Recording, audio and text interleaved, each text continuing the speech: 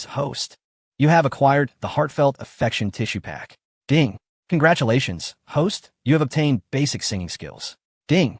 Congratulations, host. You have received the special edition photo album of Frozen. Ding. Congratulations, host. You have attained basic singing skills. Rewards Fusion. Congratulations, host. You have achieved intermediate singing skills. Ding. Congratulations, host. You have acquired basic guitar skills. Critically acclaimed reward. Congratulations, host. You have received intermediate guitar skills. Ding. Congratulations, host. You have obtained a memory fruit. Ding. Congratulations, host. You have gained advanced information disruption. After a frenzied expenditure of 300,000 villain points without yielding any novel rewards, Qin Lang ceased this vigorous consumption. He invested 200,000 villain points to elevate his singing and guitar skills to an advanced level. Additionally, he spent 38,400 points to max out his affinity skill, elevating it directly to level 10. There was no choice. The forthcoming Destined Daughters predominantly operated within the entertainment industry, often with lofty standards and a penchant for beauty. To possess an affinity skill and not utilize it would be a sheer waste. Moreover, to guard against any unforeseen harm that the cunning old dog of destiny might inflict, Qin Lang reluctantly spent a staggering 500,000, upgrading the 9 turns Celestial Dragon technique to its 3rd turn. System panel. Character. Qin Lang. Age. 25. Physique. 385. 5. Charisma. 99 villain points. 913. 800. 300. 000. 200. 000. 50. 000. 20. 000. 38. 400. Technique. 9 turn Celestial Dragon technique. 3rd turn enhancement 3375. Requires 1,000,000 villain points to ascend to the 4th turn. Beauty yang dominante.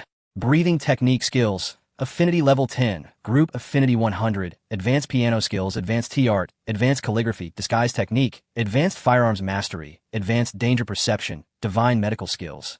Advanced singing skills. Advanced guitar skills. Advanced information interruption. Store. Opening lottery center. Opening. Each lottery draws consume 1,000 Destiny Villain points. System backpack. 7 2/3 of cleansing pills. 19 beauty pills. 10 memory fruits. All in all, Qin Lang was quite satisfied with having just acquired 3 advanced skills. Both singing and guitar are indispensable talents in the entertainment industry. The information interruption skill is also of significant importance to him. Given his identity, should any reckless individuals decide to investigate, unnecessary troubles might ensue. With this advanced information interruption, his personal data is well protected. Even if he appears on television, others can only view Qin Lang in the televised show, while any deeper inquiries remain beyond reach. As for the memory fruits, they were the most rewarding prize from this lottery. As the name suggests, they allow the user to recall deeply buried memories, vivid as reading a book. When utilized, one can transport the wildly popular elements of the past life into this world.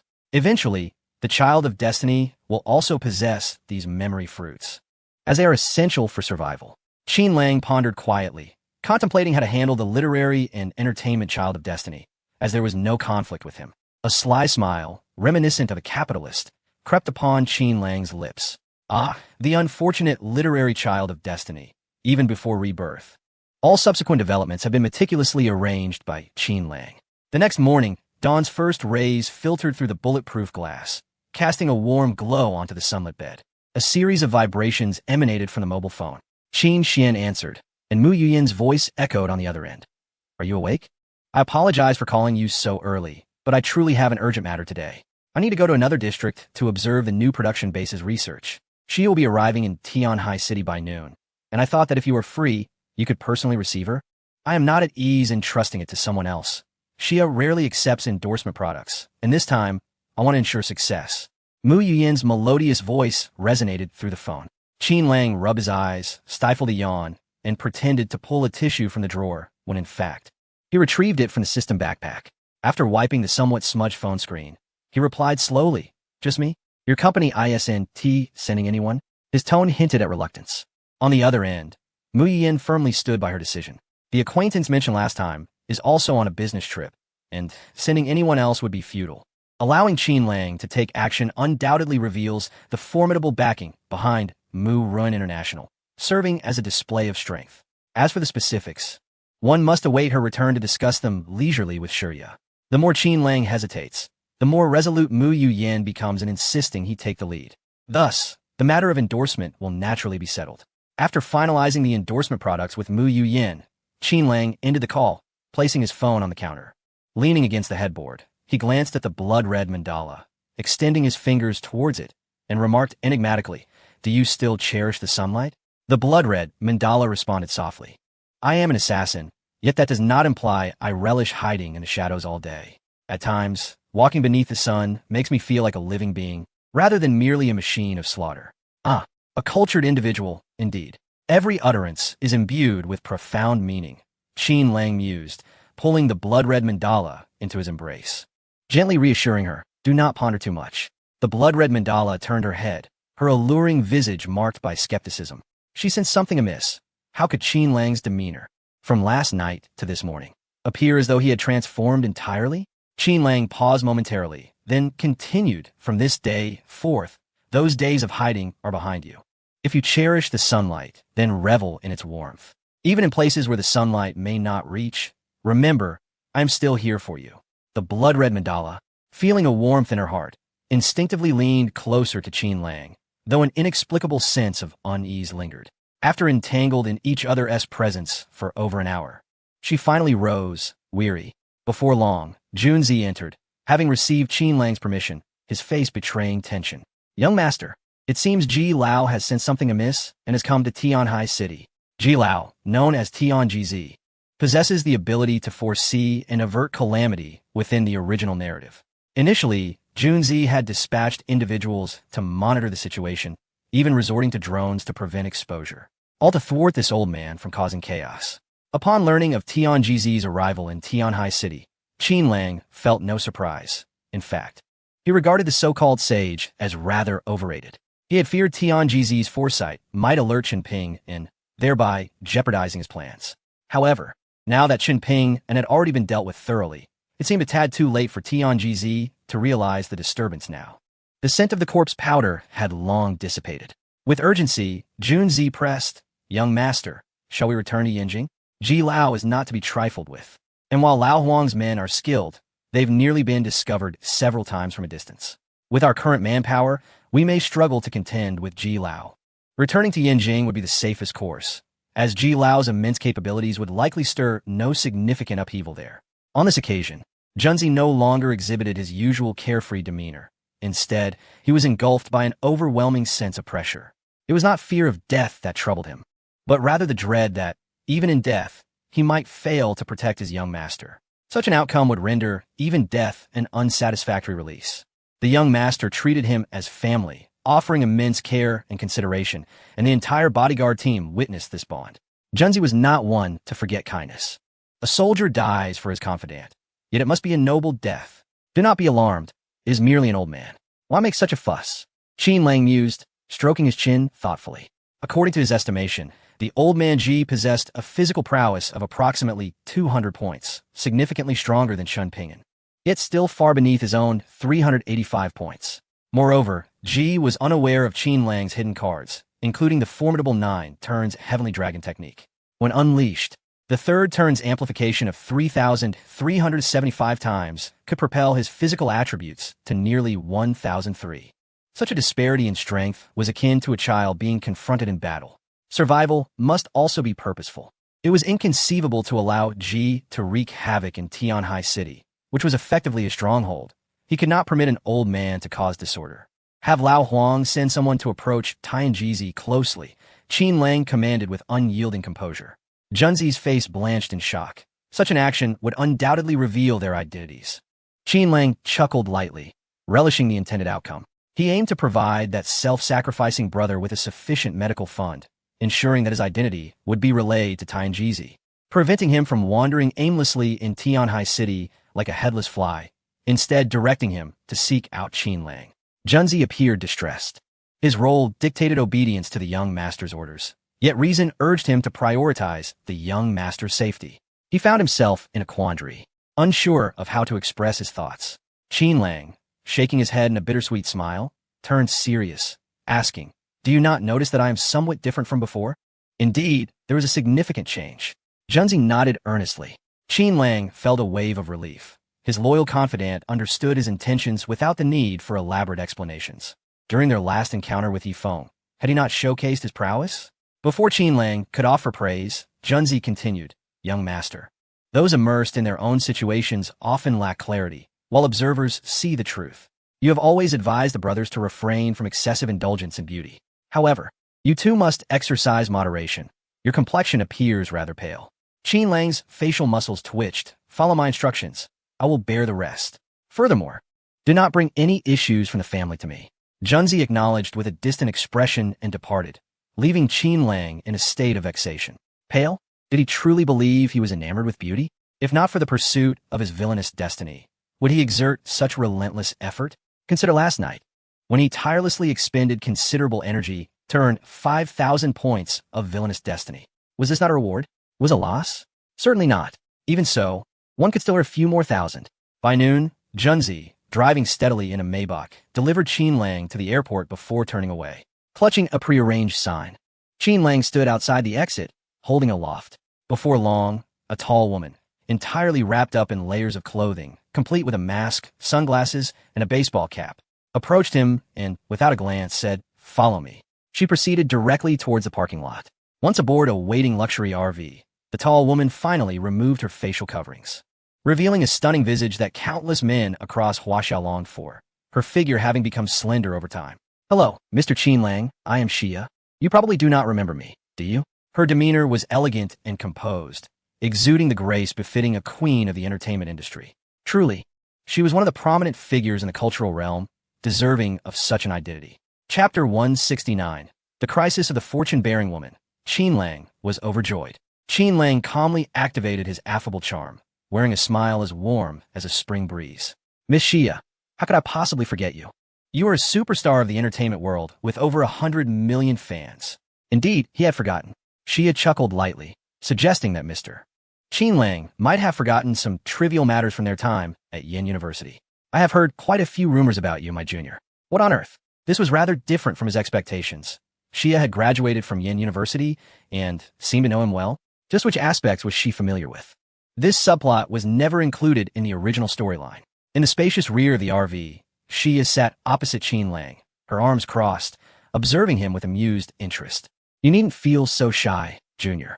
We are both alumni of Yin University. If your past deeds are inconvenient to share, I shall refrain from mentioning them."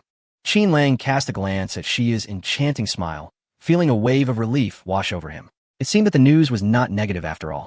It appeared that his family had intentionally crafted a positive image to obscure some minor mistakes he had made. The entertainment industry, after all, could not be compared to prestigious families. Some matters were only skin deep, while the deeper truths remained elusive. Moreover, back when Xia was still in school, she was merely an obscure actress. How could she possibly possess such extensive resources?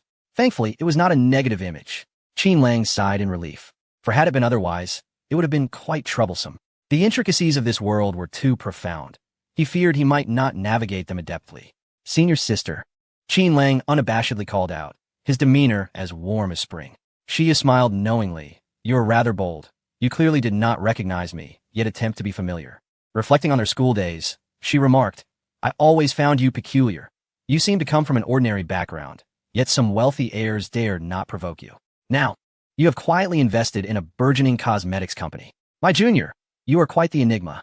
Qinlang smilet shyly. Acknowledging that it was merely the protection of his family that afforded him this facade, there was nothing hidden to speak of. His senior sister had keen insight and could see through the pretense.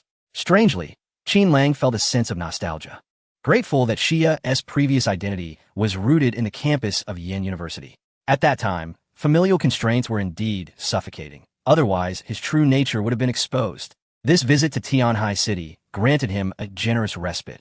After months of relentless toil, he could finally indulge in a well-deserved rest. Xia's gaze frequently wandered to the window, lost in reverie. One should not be deceived into thinking that the entertainment industry was easy to navigate. It was a murky realm filled with both brilliance and darkness. Even without delving into its sinister depths, Xia's popularity alone meant that securing bookings could take months. A few days off were for her akin to the vibrant festivities of the Spring Festival. As the conversation waned, a silence enveloped them, tinged with a hint of awkwardness. Xia turned her gaze towards the distant suburbs, noticing their desolate state. Furrowing her brow, she sensed something amiss and sharply addressed the driver ahead, Old Chun. What's going on? This ISNT the way to the hotel. Stop the car. Immediately, the driver, however, seemed oblivious, pressing the accelerator and accelerating the vehicle. Call the police. Shia instinctively reached for her phone, only to be met with the chilling reality of no signal, her face paling instantly. With a screech of brakes, the vehicle came to a sudden halt, causing Shia to stumble. Fortunately, Qin Lang reacted swiftly, pulling her into his embrace. Once the car steadied, he discreetly released her, allowing Shia to step out. The two shared an unspoken understanding, each remaining silent about the unfolding events. Old Chun, the driver, locked the vehicle and approached the rear, pounding on the window with exasperation, shouting, "Get out, all of you!" Qin Lang cast a glance outside, realizing they were being targeted by a group, not just one assailant. Shia, noticing the approaching bandits, took a deep breath and smiled reassuringly at Qin Lang. "Don't be afraid, junior brother. This trouble is mine to resolve." Hiding would be futile. With no signal and a mere glass barrier, there was no way to deter these intruders. She opened the car door and stepped out to confront the advancing criminals and the driver, her expression icy and devoid of humor. What on earth is happening? Her voice dripped with inquiry, laced with anger and disdain, but absent of fear. Old Chun leaned casually against the vehicle, a mocking grin on his face. "What do you think? It's a kidnapping. Can't you tell? Want money? Just name a figure, and I'll give it to you. Just see to it that I'm returned unharmed, and I'll act as if this never happened." Shia cast a cold glance at him, her aura as the queen of the entertainment world unmistakable. "You seek wealth, and I can accommodate that. However, should you refuse my demands, I assure you, not a single one of you will escape the long arm of the law." Behind her, Qin Lang observed the commanding presence of Shia with a serene demeanor. Unfazed by the imminent danger, he transformed passivity into assertiveness with a resolute and unwavering attitude. He did not doubt the weight of Shia's words. It was entirely plausible that this entertainment industry diva had truly been kidnapped, prepared to make the choice of preferring destruction over dishonor. The driver, Old Chun, bore a hint of trepidation in his eyes, intimidated by Shia's formidable aura, and his earlier bravado quickly dissipated. Shia possessed genuine confidence. As a prominent figure in the entertainment realm, the potential repercussions of any misfortune were incalculable under the pressure of public scrutiny. "Miss Shia, we are merely acting on behalf of others." Old Chen's tone softened. "Despite our numbers, we cannot withstand the prowess of a top-tier bodyguard. Should we fail in our task, our families would surely suffer." A band of thugs approached, causing Shia to furrow her brow. Qin Lang, observing from behind, felt a sense of helplessness at the unexpected turn of events. It was evident that his presence had disrupted the narrative. Had it not been for the endorsement invitation from Murin International, Shia likely would not have come to Tianhai City. Now, with this predicament unfolding, it appeared he had an opportunity to showcase his prowess. Qin Lang felt profound gratitude towards Old Chun. Only a vigorous display could adequately express his admiration.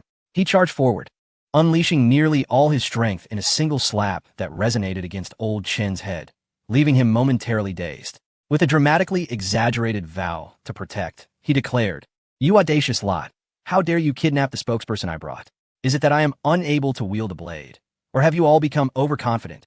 Chapter 170, the stark contrast of ice and fire, the enormous disparity of the diva Shia, a junior brother, you. Shia gazed at the advancing Qin Lang, momentarily taken aback, her exquisite face etched with bitterness. She had forgotten that Qin Lang was the epitome of integrity during their school days.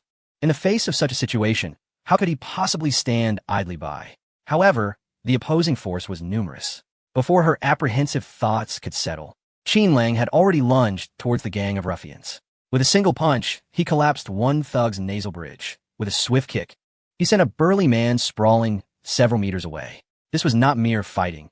It was akin to bullying, a display of effortless dominance over mere children.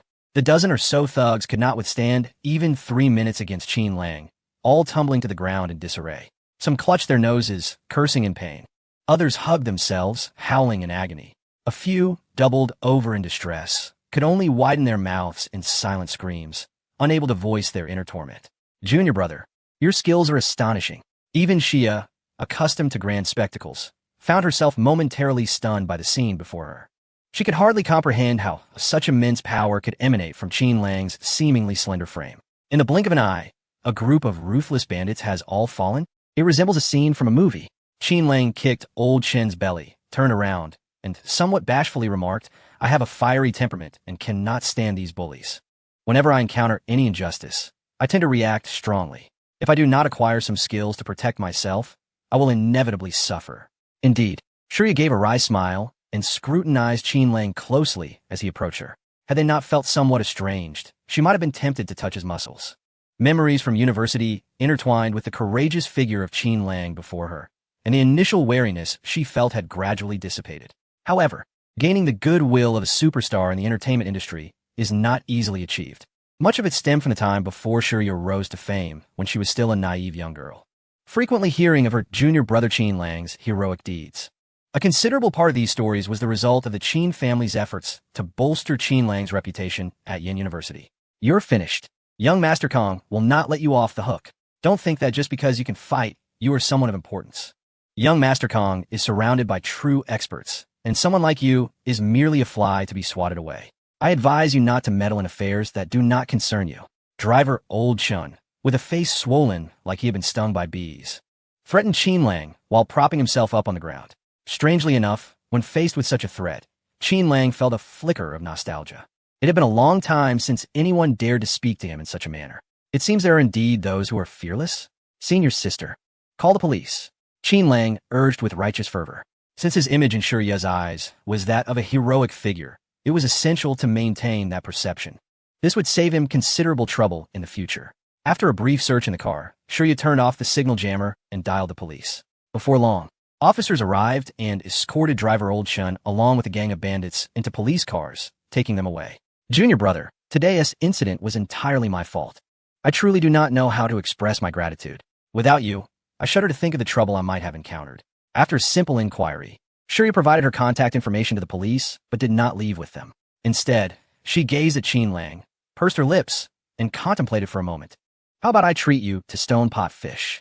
Before coming to Tianhai City, I had researched and found that a place called Magic Stone pot fish is a local specialty and incredibly delicious. Qin Lang chuckled. Actually, senior sister, if you wish to express your gratitude, there are other ways. Shirya, with her lips painted a captivating shade, feigned ignorance. What ways? Endorsing the beauty-enhancing pills from Mu Run International, of course. You haven't forgotten that I came to pick you up for this purpose, have you? It was to make you the image ambassador. Today, Qin Lang appeared to be a completely transformed individual. The underhanded tactics of a scoundrel vanished without a trace, as he morphed into a straightforward and forthright man, unabashedly stating, Hee, senior sister, you need not feel excessively grateful. The truth is that money can move mountains, and my eagerness to protect you is solely to facilitate your endorsement of our company's products. Shia, slightly pouting and appearing somewhat displeased, let her previously frosty demeanor dissipate, revealing a hint of playful reproach. Little junior brother, you can't possibly still be single, can you? Is this how you speak? Even if you think that way, is it necessary to voice it? Am I, your senior sister, so lacking in allure that it pales in comparison to mere stacks of cash? Before he could respond, Shia scrutinized Qin Lang's face, which was marred by embarrassment and hesitation. Suddenly, unable to contain her amusement, she playfully patted his shoulder. No need to answer that. Just look at your conflicted expression. Perhaps it is I who has overestimated my charm. Let us return to the city. Once aboard the chauffeur-driven vehicle, Qin Lang took on the role of the driver, gripping the steering wheel while occasionally stealing glances at Shia, who occupied the passenger seat. By the way, senior sister, you haven't yet confirmed your agreement regarding the endorsement. Indeed, I haven't, Shia replied, crossing her arms and reclining in her seat with a huff. Now you realize you need my help? Your earlier demeanor left me quite unsettled. It made me angry. I cannot simply agree to endorse without due consideration. Surely, I cannot submit merely because you saved me. How would that reflect on my responsibility to my fans? Let's take it one step at a time. I shall visit your company's production line and test the products when I find the time in a few days. Of course, this is contingent upon you managing to placate my anger. Before the bandits, Shia exhibited a demeanor as icy as frost, her queenly aura capable of intimidating even the most imposing men. Yet, in private, perhaps only in the presence of Qin Lang, she revealed a playful side reminiscent of a young girl. With her arms crossed, she would occasionally glance at Qin Lang, only to quickly avert her gaze when he returned her look, showcasing her feigned annoyance. Then let us dine on magic stone pot fish. I shall treat you. Qin Lang steadied the steering wheel, shifted gears, and pressed the accelerator, the vehicle gliding smoothly onward. Internally, he exhaled a sigh of relief. It was crucial not to appear overly eager to flatter in Shia's presence, as such behavior often yields contrary results. In the glamorous and competitive realm of the entertainment industry, flattery was never in short supply. To stand out and leave a lasting impression often required a contrarian approach. Thus, Qin Lang, adopting the guise of a straightforward man, navigated this delicate dance. As their banter unfolded, his demeanor gradually shifted, and with someone as perceptive as Xia, who possessed a nimble mind, it was impossible for her not to notice. Yet, he remained resolute in his silence, opting for actions rather than words to convey his feelings. How would Xia interpret this? Would she succumb to unfounded worries, or would she grapple with uncertainty? Chapter 171. The misunderstanding of Xia upon returning to the city. Qin Lang accompanied Xia to dine at a venerable stone-pot fish restaurant that has been in business for 2 decades. They nestled in a corner, akin to thieves, anxious about Xia's identity being discovered. They could not afford to sit apart and had to remain close together. Whenever someone passed by, Xia would lower the brim of her hat and lean closer to Qin Lang, her head gently resting on his shoulder. Their demeanor resembled that of a young couple in the throes of romance. Did they think this was the end? Absolutely not. The popularity of the illustrious Xia was undeniable. After their lunch, even while fully disguised on the bustling street, her graceful figure attracted the attention of passers-by. Some ardent fans, discerning the outline of her silhouette, began to harbor suspicions. Could that possibly be the renowned Xia? Ridiculous. How could such a major star appear in our Tianhai city without any concert announcement? One bystander scoffed. Are you out of your mind, obsessing over Xia all day? As they walked, a group of university students halted, pointing and whispering at Xia, who was walking alongside Qin Lang. One enthusiastic fan promptly spoke out, only to be met with a retort. Xia, still feeling the tension of being so close, overheard the student assert, "No, something's not right. I remember Xia was photographed wearing that exact outfit and hat. It's uncanny. That figure is just like my wife Xia's. Is it true? I must say, there is a striking resemblance. How could an ordinary girl dress in such a manner when stepping out?" Panic coursed through Xia's mind as she realized she had not anticipated that fans would notice her attire, even the hat. She was unaware of which gossip magazine had published such a photo, and the coincidence felt overwhelmingly uncanny. They needed to leave swiftly, otherwise, if discovered, it would surely cause a commotion. The opportunity to savor unique delicacies in the future might vanish. Just as Xia contemplated quickening her pace, Qin Lang grasped her arm, pulling her into his embrace. Turning to the group of boys nearby, he wore a wry smile and said, "I apologize, my girlfriend is rather plain. She fears being pointed at when we're together, so she dresses quite conservatively. Please refrain from any wild speculations, or she might get upset later." Sorry. We didn't mean to." The boys stammered, their expressions filled with embarrassment. "We had no idea she was your girlfriend." "Dude, your girlfriend has an incredible figure, truly enviable. We must have mistaken her for someone else. Excuse us, we'll take our leave now." The boys felt utterly mortified, never imagining that the subject of their whispers was indeed someone else's girlfriend. What an absurd situation. Before others' boyfriends, making such a fuss, would they not feel uncomfortable? After sincerely apologizing, I quickly distanced myself. Just as several boys walked away, Qin Lang couldn't help but rub his waist, inhaling sharply. "Let us not even discuss your unilateral assumption of me as your girlfriend. How did you associate the term ugly with me? You even suggested that I feel unworthy of you? Little junior brother, I had no idea you possessed such a narcissistic nature." Xia raised her head, fully armored, revealing only a pair of bright eyes glimmering with a hint of scrutiny. Qin Lang hurriedly clarified, "It was a misunderstanding. I spoke thus only to avoid exposing my identity. Now that they have left, you've seen the outcome. I would rather be discovered than be labeled as ugly. Which woman is indifferent to her appearance? Especially in the entertainment industry where looks are paramount. A superstar of divine caliber, Xia valued her visage more than anyone else. Even knowing Qin Lang's intentions, even without a hint of reproach, she refused to display indifference. "Ugly? Am I that ugly? Then I shall leave." A series of 3 interrogative remarks halted Xia in her tracks. Seeing Qin Lang's lack of response, she took a step forward, her high heels clicking as she distanced herself. Yet, not long after, she suddenly sensed something amiss. Out of spite, she had forgotten to lift her head while walking. Her remarkable figure, naturally graceful and alluring, inadvertently caught the attention of passersby. Just as Xia hurriedly lowered her head, avoiding the gazes of those approaching, a warm hand enveloped her, offering no words or justifications.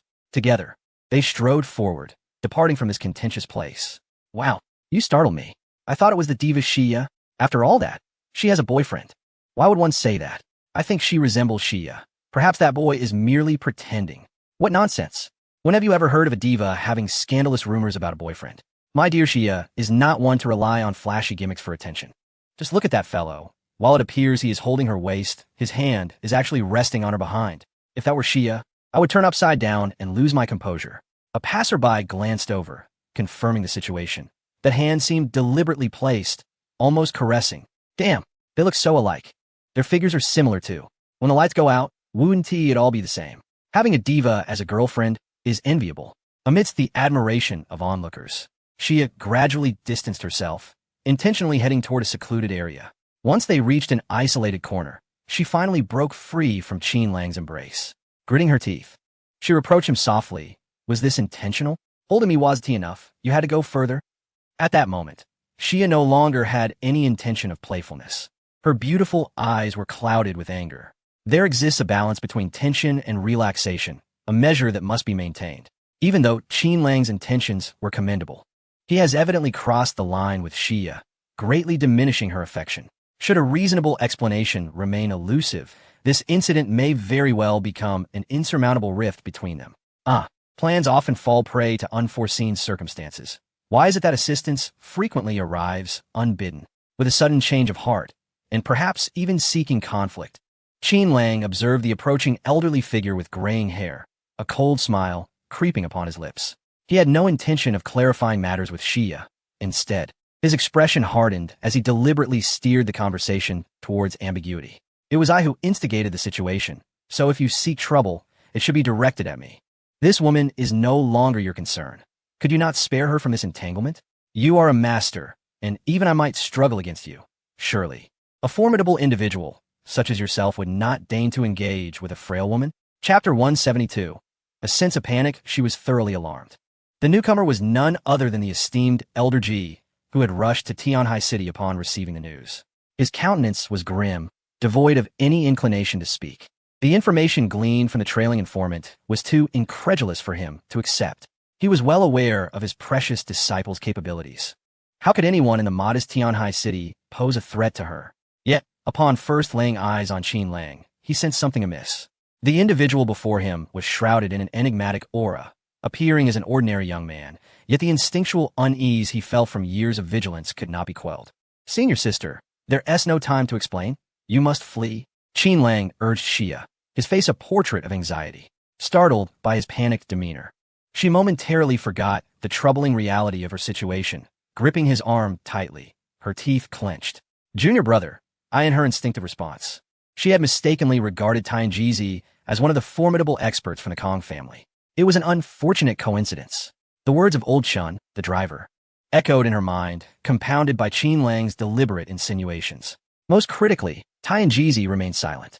Her pent-up fury was beyond articulation.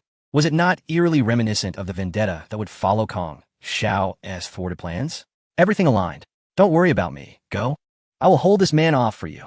Qin Lang gritted his teeth, his voice emerging as if each word were forcefully extracted from his lips. With a swift motion, he slapped Xia's side, urging her onward. Without waiting for a response, he fixed his gaze upon Tianjizi.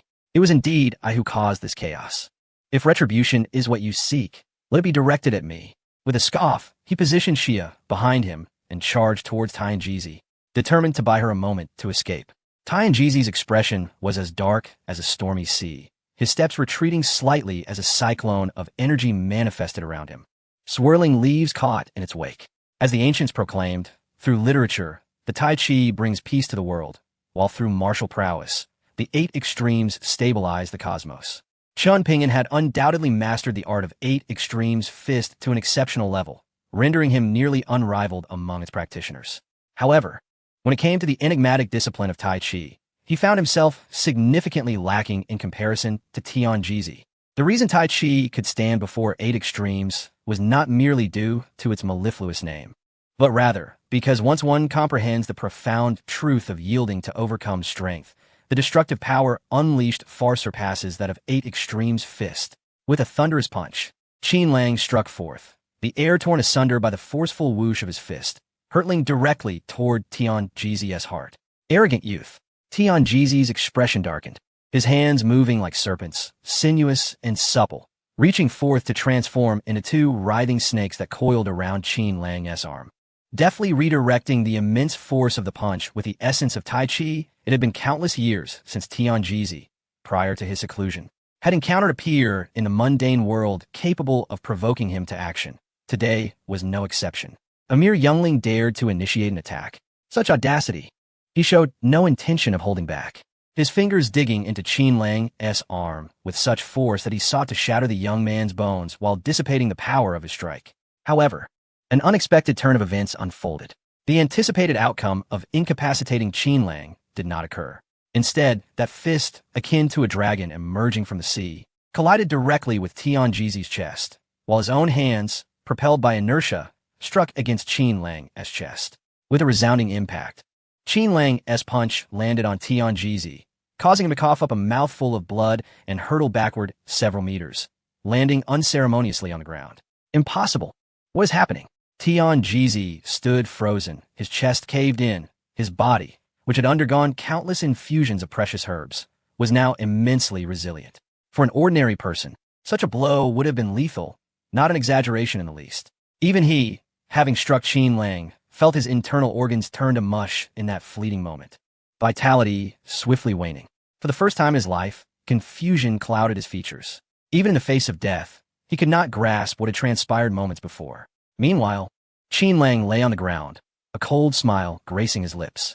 He had unleashed the full potency of techniques, such as the breath-holding and exhaling method, the pure young body enhancement, and even the 3rd transformation of a 9-transformation celestial dragon art. When hunting a rabbit, one must exert full effort. How could he possibly engage in a protracted struggle against an old master like Tian Jizi? Was he foolish? To play tricks with such an ancient fiend was tantamount to courting death. A single decisive strike was the most prudent course of action. In simpler terms, it was all about sheer audacity. Qin Lang, wait. I'll call an ambulance. Xia hurriedly approached, crouching beside Qin Lang, her form revealing a generous expanse of fair skin. Glistening under the light, her playful address transforming from jokingly referring to him as junior brother to calling him by his true name. Qin Lang raised his hand, his breath as faint as a wisp of smoke, his complexion turning pale. Senior sister, cough. I have a contact who can help. Let her come and resolve this. You should leave at once to avoid further trouble. How can I leave now? It's all because of me. If it weren't for my involvement, you wouldn't have attracted such a dire predicament. How infuriating. How could that old man be so vicious? He has reduced you to this state. Shirya angrily turned around, her gaze fixed on the still-standing Tian Jizi. The barely surviving Tian Jizi, in his last moments, felt a buzzing in his head. How outrageous! How have I been the cruel one? I saw that guy stuffing his mouth with blood bags as he was thrown back just now. Moreover, he didn't even hit Qin Lang. It was clearly this fellow who crashed into me. Purely a case of false pretense. Furthermore, his internal organs were shattered, his throat dislocated. He could not even utter a word. Who truly is the victim here? Who is the one suffering? It was unclear whether it was the immense power of Qin Lang's punch or the sting of Shirya's accusations that led Tian Jizi to fall backward. Blood oozing from the back of his head. Life utterly extinguished. Senior sister, staying here will only bring unnecessary trouble. I shall be fine. I won't die. I just need some time to recover. Qin Lang, his arm trembling, retrieved his phone and pointed to Junzi's number. Just as he dialed, a mechanical voice echoed in his ear. Ding. Congratulations, host, you have slain Shen Pingan's master, Tian Jizi. Congratulations, host, you have gained 50,000 villain points. Ding. Congratulations, host. You have acquired the technique Taiji. Ding. Given that the host has overexerted, severely damaging the vital energy channels, resulting in backlash, restoration is now mandatory, requiring 50,000 villain points. As the mechanical voice faded, Qin Lang numbly touched his mouth, only to find it smeared with blood. Junior brother. A panic cry echoed as Qin Lang's vision plunged into darkness. Chapter 173. The usually dominant Xiaojie, her eyes rimmed with red. Time slipped by, and when Qin Lang finally regained consciousness, He was overwhelmed by excruciating pain, as if his entire being had been torn apart. In that moment of awakening, his first thought was to curse the system. Damn this system. What nonsense is this 9 turns celestial dragon technique? The force unleashed was so overwhelming that even my physique of 385 could not withstand it, forcing the system to expend 50,000 villain points for restoration. Is this how it works? Why was I never informed about the drawbacks of the 9 turns celestial dragon technique? If this is the 9th turn, wouldn't it directly result in death? There would be nothing left. Qin Lang protested. The system's mechanical voice responded, ding, since the host did not inquire. And given that this technique is a reward derived from the Son of Destiny, not from the system's inventory, it cannot be disclosed. Regarding the 9th transformation of the 9 Revolutions Heavenly Dragon technique, based on the current condition of the host utilizing the 3rd transformation, it is analyzed that once employed, it will be a matter of life and death. Even Qin Lang, upon hearing this response, could not help but exclaim with frustration. Damn, given my current physical condition, what would happen if I used the 2nd transformation? Would it trigger a forced recovery? Ding. Based on the calculated increase in the speed of blood flow and the density of muscles and bones, employing the 2nd transformation of the 9 Revolutions Heavenly Dragon technique with the host's current physique would not result in a forced recovery. As the host's physique strengthens, the explosive power it can adapt to will correspondingly increase. Understood. In other words, the potency of the 9 Revolutions Heavenly Dragon technique, a technique that exists, will increase in multiples as his physical condition improves. At present, to avoid losing consciousness after combat, one can only utilize the 2nd transformation with a maximum amplification of 225 times, which effectively imposes a limitation. Exhaling a breath of turbid air, Qin Lang felt a sharp pain in his chest, causing him to grimace in agony, silently cursing the system in his mind. Qin Lang, you're awake? Outside the luxurious single-patient room, Qiu Jiuer had just finished a conversation and turned around to see Qin Lang lying on the bed with his eyes open. A flash of surprise and excitement sparkled in her beautiful eyes as she hurried over. Cough, cough, cough. Qin Lang's chest heaved as he erupted into a fit of violent coughing. He assured himself that this was no act. He was genuinely gravely injured. Every bone in his body felt as though it had been shattered, with sharp, needle-like pains occasionally piercing through his skin. Don't get too excited, please. The doctor said you are seriously hurt and cannot have intense emotional fluctuations. Qiu Jiuer gently patted Qin Lang's chest, her beautiful eyes reflecting a hint of compassion. Noticing Qin Lang tilt his chin, she understood and brought over several pillows, carefully propping him up so he could sit. What are you doing here? What happened while I was unconscious? Qin Lang asked, his face a picture of confusion. Before losing consciousness, he had collapsed on a desolate dirt road, and upon awakening, he found himself beneath a pristine white ceiling, surrounded by warm-toned decorations in a uniquely luxurious hospital suite. You should ask your bodyguard about that. I rushed over as soon as I received the call, and when I found you, you were covered in blood and unconscious. Qiu Jiuer's tone carried a hint of discontent, as if she wished to scold him. However, upon seeing Qin Lang wrapped in bandages and gauze, her heart ached even more, and her eyes grew red, suppressing the urge to voice her complaints. In the end, it was simply heartache, a frightful shock. Unwilling to scold him, I'll go get him. He has been by your side these past few days and is currently resting on the bed outside. Qiu Jiuer turned her head away, not wanting Qin Lang to see her vulnerable state, and stepped outside to wipe her tears alone. Before long, the weary Guanzi, disheveled and rubbing his eyes, entered the room. A burly man, he suddenly collapsed to his knees before the bed, nearly breaking down as he exclaimed, "Young master, you have finally awakened. I was nearly scared to death. What are you shouting about? I'm not dead. Merely a minor incident occurred. There are matters that require your explanation." Qin Lang's thoughts stirred as he regarded the haggard Guanzi and the once formidable female lead, Qiu Jiuer, whose eyes were now red-rimmed with vulnerability. It was impossible not to be moved. However, sentiment aside, clarity of the situation was paramount. Go wash your face and gather yourself. I have questions to pose. Qin Lang gestured toward the outside. Guanzi vigorously rubbed his worn face and shook his head. It's fine, young master. Please go ahead. I wasn't the only one keeping watch. Miss Qiu has remained by your side as well. Excellent. What transpired during my unconsciousness? Where is she now? How did Qiu Jiuer end up here? Have you informed the others? Until these questions were resolved, he could not find peace, even in a hospital bed. Guanzi replied earnestly. I arrived at the scene only after receiving your call. By then, you were already in a coma. Only Miss Xia and old Ji's corpse remained.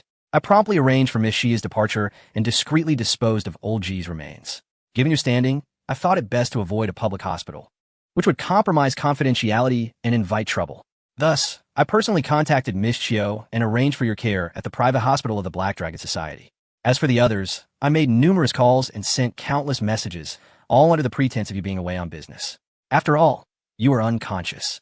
If they had gathered, I would have lacked the ability to manage the situation. As he spoke, Guunzi's expression grew awkward. Additionally, concerning young Master Kong, Miss Xia caught wind of his intentions and has already dispatched someone to eliminate him. He is merely a local tycoon from Tianhai City, a coal magnate, whose wealth and lecherous nature render him unworthy of being taken seriously. Following this concise account, Qin Lang grasped the events that transpired during his unconsciousness. He had to admit, Guunzi had performed exceptionally well, preemptively neutralizing potential threats. However, Guunzi's expression appeared slightly peculiar as he inquired, "Is that all?" Feeling a twinge of embarrassment, Guunzi scratched the back of his head.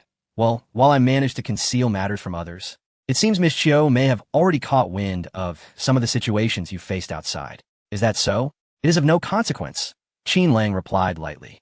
Guunzi, momentarily lost in thought, scratched his head again. His gaze fixated on Qin Lang, as if he were scrutinizing a different person than the one who had been brought to the hospital. How could it be? As if he had transformed entirely? Junzi paused momentarily before continuing. "Young master, what I mean is that Miss Xia is already aware of the matters concerning the other girls." Qin Lang nodded in understanding. He was already informed and did not require further emphasis. As for others, he felt no concern, particularly regarding Jiaoer. He was more acquainted with her than anyone else. She could discern priorities with remarkable clarity and was a person of significance. Such trivial matters would not bother her. This was precisely why, after the incident, he had instructed you to inform Jiaoer at the earliest opportunity. Huh? Junzi was bewildered. What did it mean that he had been instructed to notify Miss Xia after the incident? That was entirely his own idea.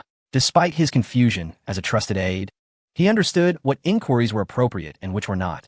Thus he dutifully remained silent and began recounting various happenings from this period. For instance, Shirya had not departed from Tianhai City. Rather, she had taken residence in a hotel, attempting on numerous occasions to visit Qin Lang, but her intentions had been politely declined. Furthermore, as Junzi spoke of Chu Mingyao, Qin Lang listened, his thoughts beginning to stir. Ding! The affinity level with the fated spirit, Xiao Jiaoer, has risen. Congratulations to the host for obtaining 500 points of villainous destiny. Upon hearing this system notification, the heavy burden that had weighed on Qin Lang's heart finally lifted. Injured though he was, his eyes were not blind. The occasional glimpse of a skirt at the door was enough to reveal that Xiao Jiaoer was eavesdropping, if he did not utter a few kind words. The next time an incident arose, she would be the first to withdraw support. Fortunately, his quick wit had allowed him to avert that crisis. Ding dong. Once Junzi concluded his report, his mobile phone rang. Qin Lang retrieved his phone and noticed a message from Zhou Ziqing. "Qin Lang, I have pondered for quite some time. Yet there are certain matters I must clarify. Am I too bothersome? Have I reached out to you too frequently? You seem reluctant to converse with me. Please go rest. I will call you when needed." Qin Lang waved his hand, sending Junzi off to rest. Then, he crafted a response. "I apologize. I have been rather busy these days and haven't had time to check messages." "Then you could have communicated clearly. Not responding to messages or explaining, and when I call, you don't answer. Just send me 3 words about being on a business trip. How can I know what you're thinking?" Qin Lang couldn't help but chuckle inwardly. The distinguished Professor Zhou of Tianhai University, after a few days without contact, had suddenly transformed into a heartbroken maiden. Should he feel pleased or helpless? Had he not encountered old G, he might have already been seated in the back of a Maybach, heading to a meeting. But now, even to arrange a meeting seemed difficult. "Are you really who you claim to be? I can't shake the feeling that your attitude in our conversations has shifted significantly. Please send me a photo to verify." Ordinary women often seek to change their phone wallpaper by directly asking their boyfriends or taking the initiative to capture a new photo. Zhou Ziqing, however, opted for a more assertive approach, cleverly escalating the conversation to express her irritation over recent unanswered messages. Alternatively, she could feign concern for Qin Lang's well-being, acknowledging the demands of his busy work schedule that may have prevented him from taking care of himself. Should Qin Lang question her motives for requesting a photo, she would candidly declare her desire to update her phone wallpaper. As a member of the Scoundrel Alliance, Qin Lang quickly grasped Zhou Ziqing's intentions, feeling somewhat overwhelmed by the predicament. Regardless of how he responded, he felt cornered. Thus, he chose to disregard her manipulation, pulling out his phone to snap a selfie with the hospital window in the background. After ensuring that the photo did not reveal his bandages or any medical equipment, he sent it off. Like a stone sinking into the ocean, Zhou Ziqing did not reply. Perhaps she was preoccupied with messages from her other suitors? It seemed plausible. After several days in a coma, she likely had an array of admirers clamoring for her attention. At that moment, Qiu Zhou entered, holding a slightly frosted small bowl, and noticed Qin Lang fiddling with his phone, a cold smile gracing her lips. The combination of her expression and actions seemed reminiscent of a famous scene from a classic novel. "De Lang, it's time for your medicine. This medicine. Can I refuse it?" Qin Lang mumbled nervously, swallowing hard. "He do it hold his. What medicine? This is millet porridge. For the past few days, you've been receiving nutrition through 4 drips. The doctor advised that since you've just awakened, you should avoid greasy or rich foods, and stick to something light like grains." With a sigh, Qiu Zhou pulled a small stool from under the bed, seated herself at the head of the bed, scooped a spoonful of millet porridge, blew on it several times, and tested the temperature with her lips before offering it to Qin Lang. Open wide, Qin Lang gazed softly at Qiu Zhou, accepting the food 1 spoonful at a time. After a prolonged gaze, Qiu Zhou, feeling slightly annoyed, rolled her eyes again. "Why are you staring at me like that? Haven't you seen me before?" "Not quite. I was merely pondering how fortunate I am to encounter someone as wonderful as you. Did I perhaps save the universe in a previous life?" Qin Lang replied, a melancholic expression on his face. "Junzi has informed me that you are aware of their existence. Given your nature, how could you possibly endure such indignities? I find it hard to believe, Zhou. I truly don't know how to apologize to you." Seizing the moment while Qiu Zhou was in good spirits, he contemplated revealing his shortcomings, fearing that if the truth emerged, it might lead to a chaotic confrontation between the two women. With a deft understanding of human emotions, Qin Lang was in control. Qiu Zhou stirred the porridge in her bowl, letting out an annoyed hum. "Do you think I, Qiu Zhou, am the type to hold grudges? Qin Lang, don't take yourself too seriously. I'm not the kind to become jealous over trivial matters. Qiu Yua? Aspire to elevate the Rose Hall to great heights and take over the Black Dragon Society, embarking on significant endeavors. How could I possibly squander time embroiled in trivialities with your little paramours, scrambling for affection?" In Chapter 175, as the two women meet, Zhou Ziqing remains undeterred. "I am not here to indulge in petty talk. I previously intended to discuss matters concerning the Rose Hall with you, yet opportunities were elusive."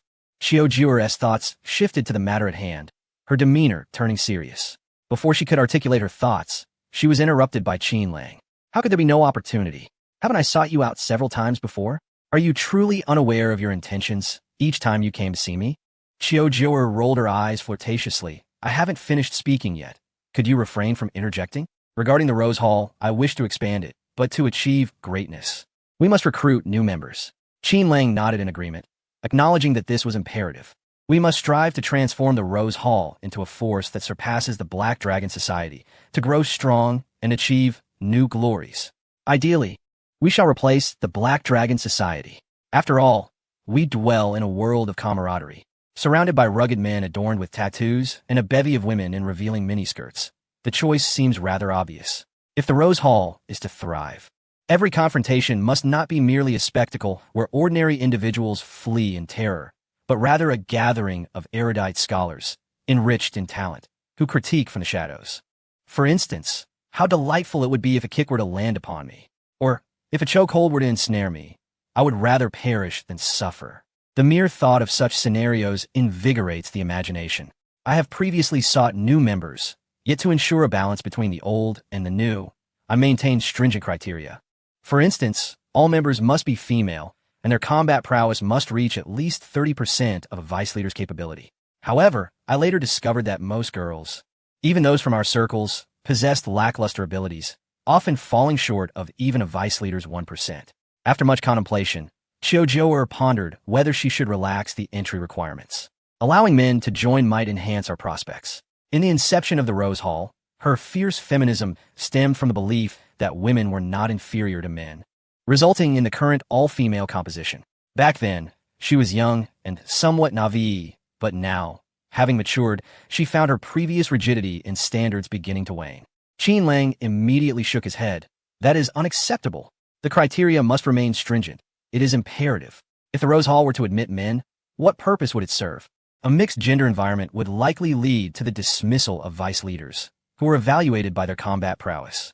Do not fret over strength. Qin Lang reached out, intending to caress Xiao Juer's cheek, but the moment he lifted his hand, pain shot through him, causing his mouth to twitch. Do not move, Xiao Juer exclaimed, exasperated. Qin Lang, with a bitter expression, replied, I apologize, I am still adjusting to this new state of being. I may have taken things a bit too seriously. Still the same words. If you wish to do something, then pursue it wholeheartedly. Never forget your original intention, regardless of the multitude of hardships that may arise. I shall clear the path for you are my dear Juer. A bitter smile deepened on his face as he gazed down at his bandaged body, adorned with a series of complex devices connecting him to the electrocardiogram. Self-deprecatingly, he mused, given my current state, is it rather presumptuous of me to say such things? Xiao Juer opened her mouth, hesitating to speak. Uncharacteristically gentle, she leaned her head against the bed, nuzzling her cheek against Qin Lang's palm, before tilting her head, embodying the essence of a devoted wife.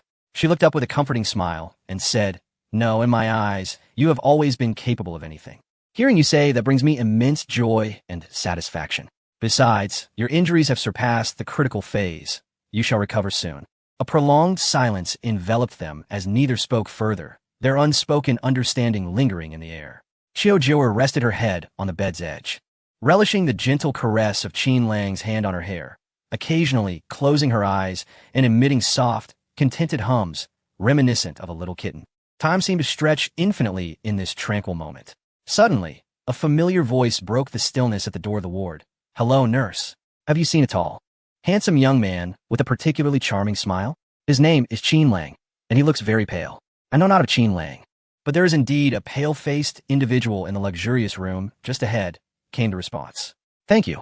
The conversation had scarcely concluded when the sound of hurried high heels echoed down the corridor, and a graceful figure appeared outside the ward, her exquisite face etched with worry. Panic ensued. Not only was the newcomer anxious, but Qin Lang also wore a look of helplessness. Ziqing, what brings her here? Even upon seeing Zhou Ziqing rushing towards him, Qin Lang could not suppress the torrent of thoughts surging within. What a predicament! Just as one wave subsides, another rises? No, the previous calm has become tumultuous. Casting a glance at Xiao Juer, who had withdrawn to sit primly on the edge of the bed, Qin Lang realized the gravity of the situation. I shall step out. Take your time to converse, Xiao Juer said with a forced smile, rising to leave. As she passed Zhou Ziqing at the door, she paused momentarily, casting a disdainful glance before turning her head with pride, brushing past her. Ziqing, how did you know I was here? Did Junzi tell you? Qin Lang pondered alut. Frustration evident. I have repeatedly told him not to involve others in such matters. Yet he meddles again. Once Xiao Juer had distanced herself, Qin Lang took the initiative to question, answering himself. He had not disclosed his whereabouts, and Zhou Ziqing's arrival was undoubtedly due to some oversight on Junzi's part. To mitigate the fallout, he needed a scapegoat. Who better than Junzi to bear the brunt of his ire? As long as he is sufficiently assertive, the accusations from Zhou Ziqing cannot overshadow him. After all, this is not the first time Junzi has been summoned to serve as an example.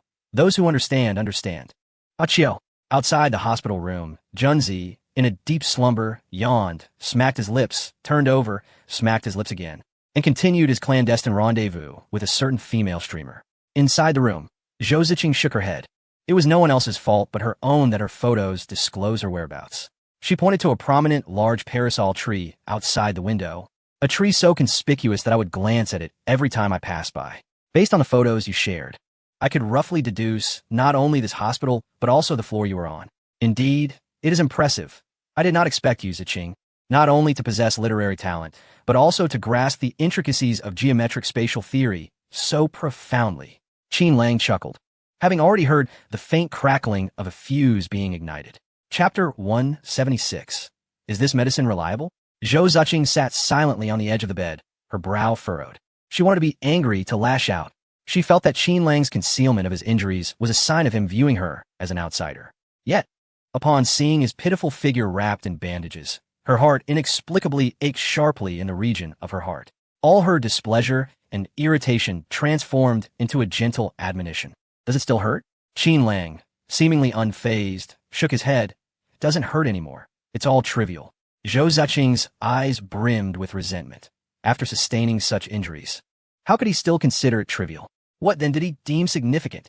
Qin Lang grimaced. I can't let my issues entangle you, can I? Moreover, you are so busy with your work, leading a tightly scheduled life. It would be unworthy to waste your time on me. Faced with Zhou Ziqing's undeniable resentment, Qin Lang could only indirectly convey, please don't misunderstand. Not informing you does not imply that I do not regard you as part of my inner circle, but rather I fear you might waste your time. It's all for your consideration. There are priorities in life. Work can be set aside, and you can find someone to cover for you. Can you truly lack someone to care for you? Zhou Ziqing retorted unhappily while a thought stirred within her. Who said she was unwilling to waste time? That, of course, depended on whose time she was spending. Your bodyguard is a grown man, reckless and heavy-handed. It would be unfortunate if you were to suffer further harm. Zhou Ziqing contemplated and seriously declared, as for caregiving, I possess some experience. How about this? I will remain here for a while and take care of you. Ah, that might not be appropriate. Qin Lang, though internally anxious, outwardly declined with calmness. Are you not reassured by Junzi? Do you not trust the nurses? Under normal circumstances, had Zhou Ziqing suggested staying, he would have wholeheartedly agreed. But now, the situation felt awry. It was not mere fanciful thinking. Just moments ago, the arrogant demeanor of Joer before she departed left him apprehensive about what might transpire should their paths cross. One was the leader of the Rose Hall, fearless and unrestrained. One is an extraordinarily beautiful professor, an intellectual who harbors no fear of malevolent forces. Is that the case? Coincidentally, it seems to be these two. Do you believe my presence here would be a hindrance, or perhaps an inconvenience? Zhou Ziqing's piercing gaze fixated on Qin Lang's eyes, a challenge in her demeanor. Unlike ordinary young women, Zhou Ziqing possesses her own set of life principles, and when she becomes serious, she cannot be overlooked. How Qin Lang responds will significantly influence the choices Zhou Ziqing makes within her heart. A rejection cannot be so outright, yet blind obedience is equally unacceptable. After deep contemplation, Qin Lang felt his cheeks flush slightly. Zhou Ziqing noticed the anomaly and, with concern, asked, What is it? Are you unwell? Shall I fetch a doctor? Qin Lang shook his head, his expression laced with bitterness. It was not his health that troubled him, but rather a pressing need to relieve himself. Ziqing, please call Junzi over. There are matters that may be inconvenient for you to handle.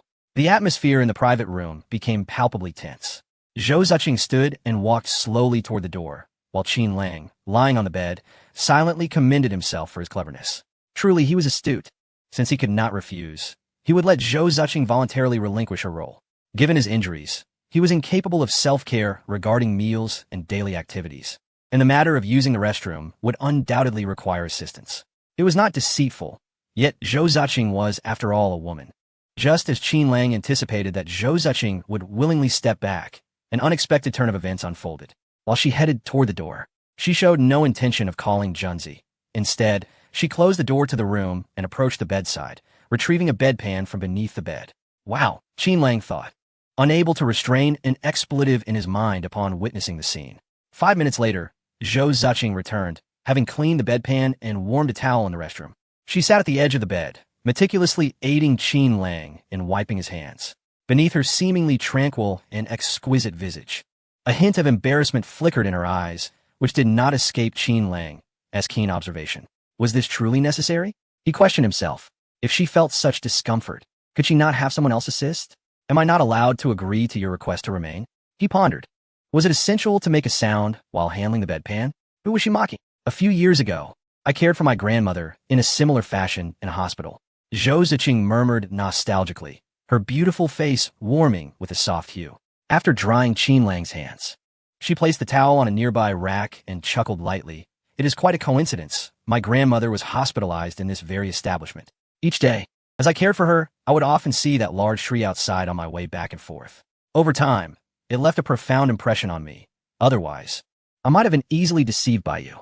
Perhaps this was fate? Qin Lang softly mused, turning to gaze out the window at the grand sycamore tree, which seemed to overshadow much of the sunlight entering the room. Perhaps it was a nuisance. Should it be cut down? Zhou Ziqing remained oblivious to Qin Lang's thoughts, finding the term fate most apparent. She clasped her hands together, enveloping Qin Lang's palm, whispering softly, I once believed that the notion of fate was merely an emotional and psychological projection of ancient thinkers, not to be taken seriously. It was only upon meeting you that I realized some matters defy conventional explanation. Each time I encountered difficulties, you are invariably the first to appear. Without you, I might have already become a lifeless body in an artificial lake. Before Qin Lang could respond, a flurry of footsteps echoed from outside the hospital room. Xiao Jiuer entered, holding a ceramic bowl, her beautiful eyes scanning the room until they locked on Zhou Zuqing clasping Qin Lang's hands. In an instant, the atmosphere thickened with jealousy. Xiao Jiuer remarked, "Familiar, are we? You've only just arrived, and you're already holding hands?" "Indeed, we are quite familiar," Zhou Zuqing replied, her grip on Qin Lang unwavering. The two women exchanged glances. As Zhou Zuqing tightened her hold, her demeanor shifted from casual to serious, even hostile. In merely their second encounter, an electric tension crackled between them, resonating with an audible spark. With a decisive clack of her heels against the floor, Xiao Jiuer averted her gaze, striding across the room with regal poise, deliberately showcasing her icy beauty and pride.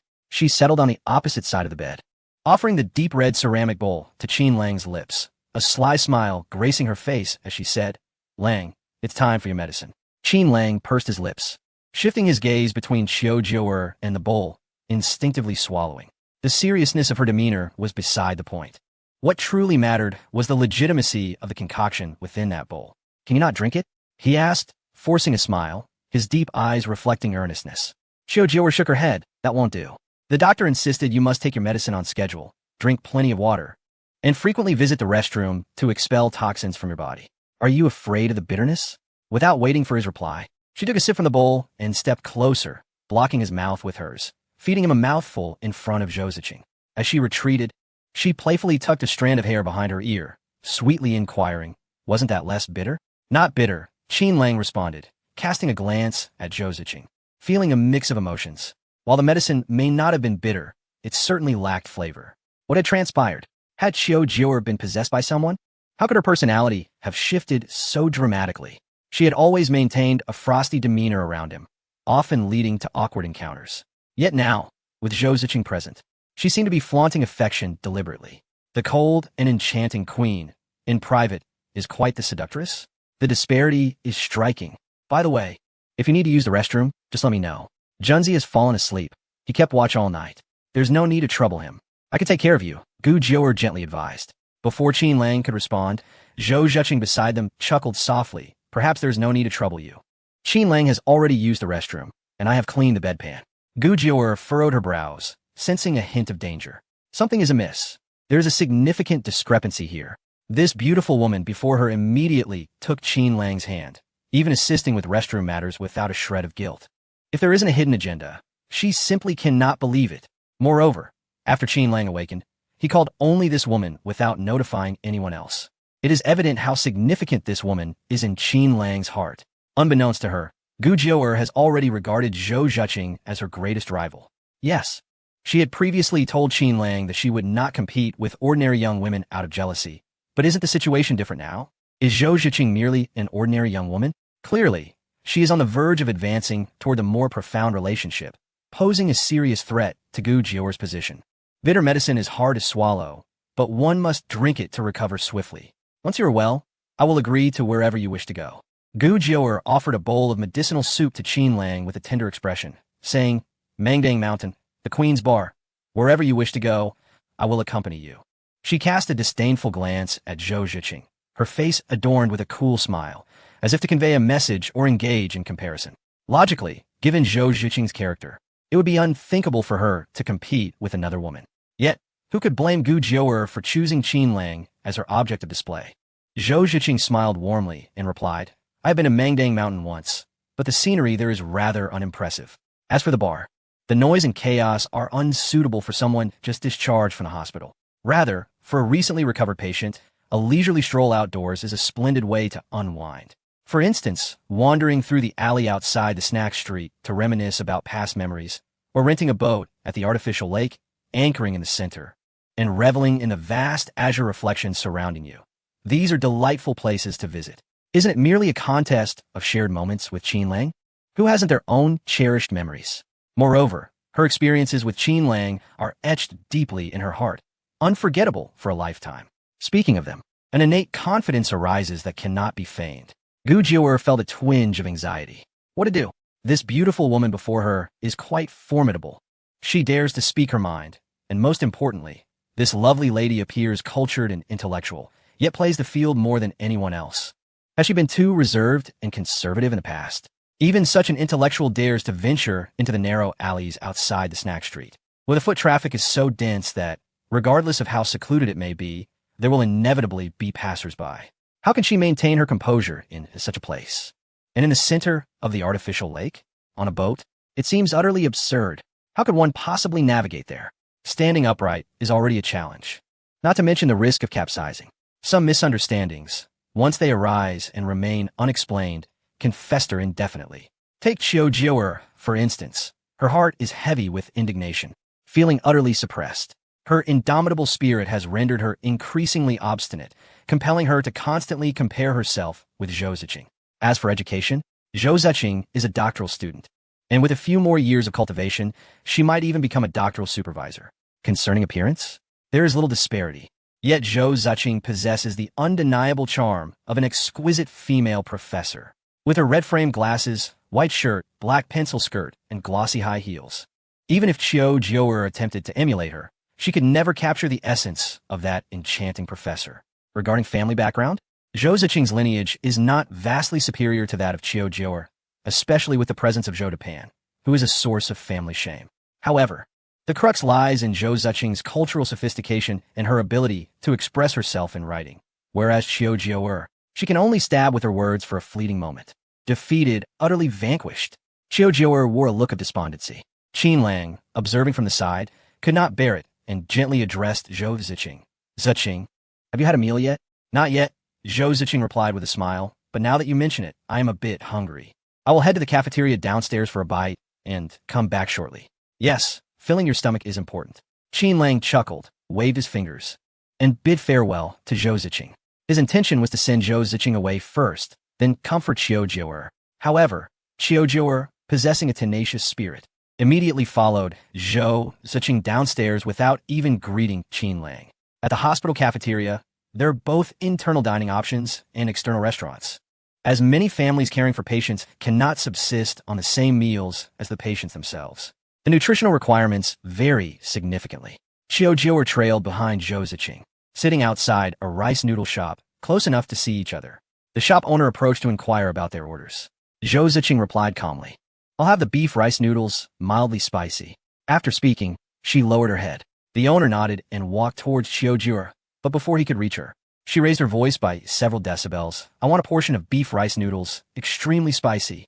The noodle shop owner wore a pained expression. Our extremely spicy option might be quite intense. In truth, Chiu Jiu'er felt a twinge of anxiety, but she was overwhelmed by her emotions. This was hardly her nature. Besides, Zhou Ziqing was still eyeing her from across the way. And to retreat over a mere difference in spiciness? Absolutely not. Is she truly Chiu Jiu'er? Why is there so much unnecessary chatter? With a dismissive roll of her eyes, Chiu Jiu'er sighed as the noodle shop owner retreated to the kitchen. Moments later, he returned, bearing a bowl of beef rice noodles swimming in bright red oil. Gulp! Chiu Jiu'er cast a fleeting glance at the dish, only to feel beads of cold sweat forming on her forehead. Raising her eyes, she locked gazes with Zhou Ziqing, whose gentle smile seemed to mock her. Resolved, she lowered her head and began to devour the noodles voraciously. Hiss! Upon returning to the hospital room, Chiu Jiu'er continuously gasped in disbelief, her eyes slightly reddening as she fervently drank cold water, fanning her mouth with her palm.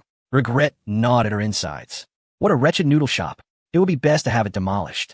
Spicy. Too spicy. She felt as if her mouth had lost all sensation, becoming almost unrecognizable. Gulp! Simultaneously seething with resentment, she downed another cup of cold water, wiping the beads of sweat from her forehead. Jiu'er, what on earth is happening? You return and immediately start chugging water, looking like you're about to faint. Qin Lang, lying on the hospital bed, observed in bemusement, wondering how one trip could leave Chiu Jiu'er's face so flushed. Had she merely gone to satisfy her hunger, or had she run a marathon? Zhou Ziqing calmly elaborated. While dining downstairs, I ordered a mildly spicy noodle dish, but she insisted on a ridiculously spicy one. The owner warned her that it might be a bit overwhelming. Yet she persisted and finished it, and now look at her.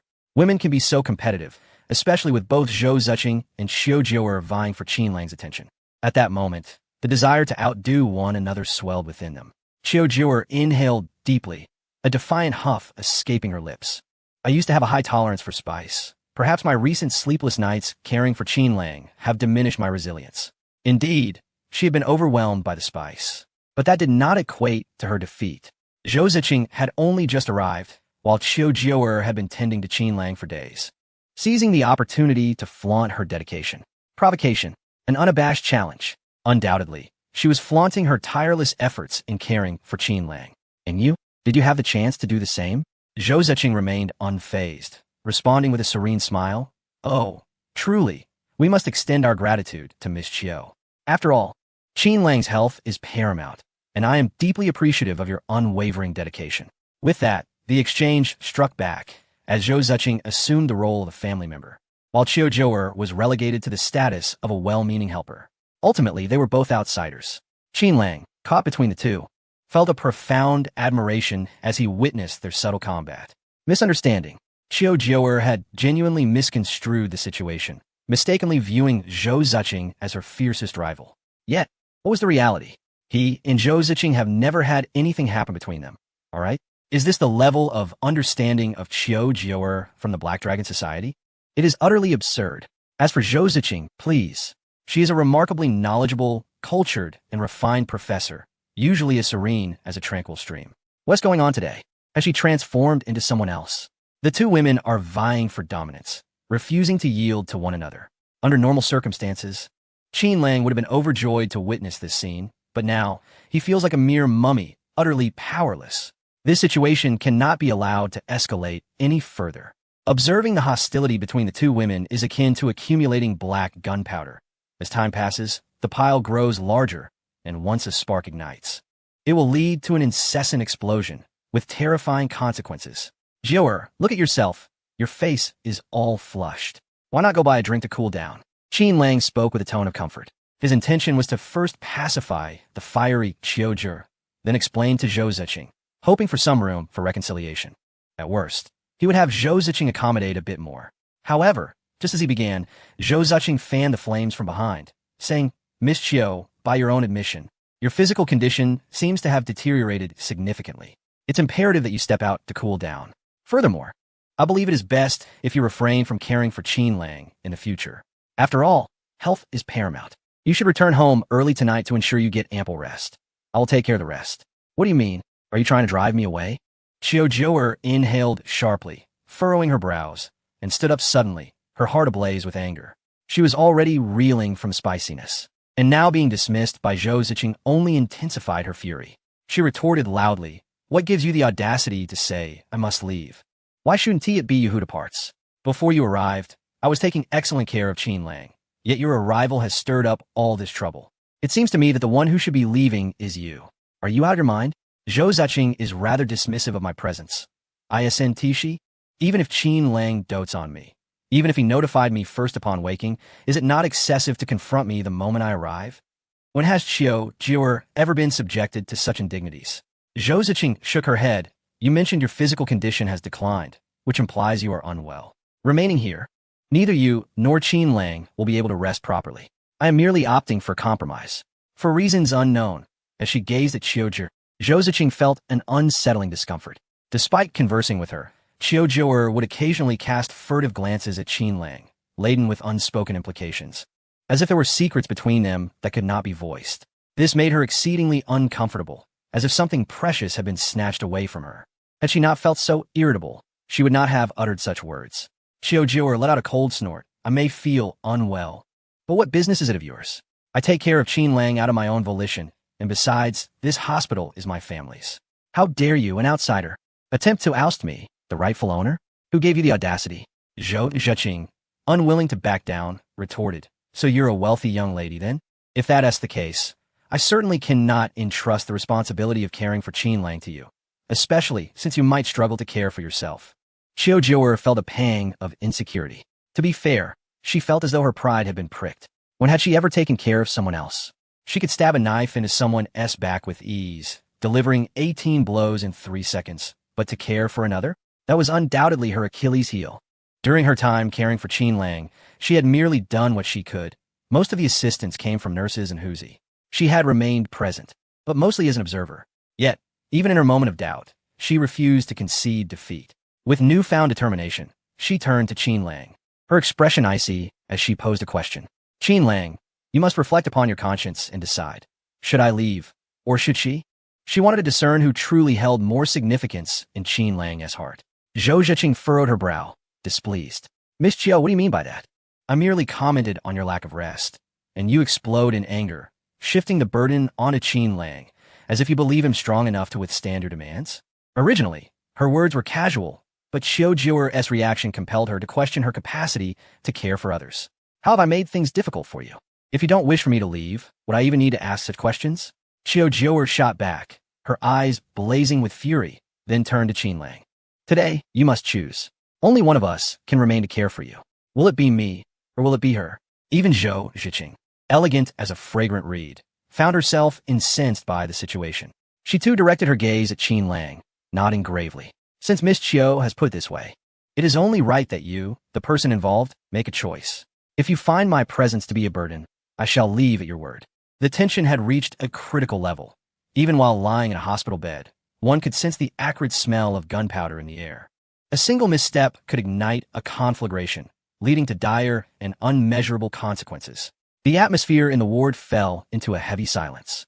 The gazes of the two women clashed, sparking electric tension before they both looked away, coldly huffing in unison. Neither was willing to yield, nor were they inclined to concede defeat. Instead, they fixated intently on Qin Lang, casting the spark of conflict into his hands.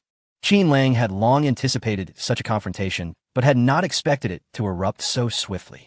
At such a moment, siding with either party would undoubtedly appear biased, fracturing the delicate balance and leading to its collapse. Such an outcome was far from what he desired, and given his current physical condition, he was ill-equipped to manage it. His mind raced, processing the situation with the intensity of a tempestuous storm. Suddenly, a flash of inspiration struck him. The breathing technique. Alas, how could I have forgotten this matter?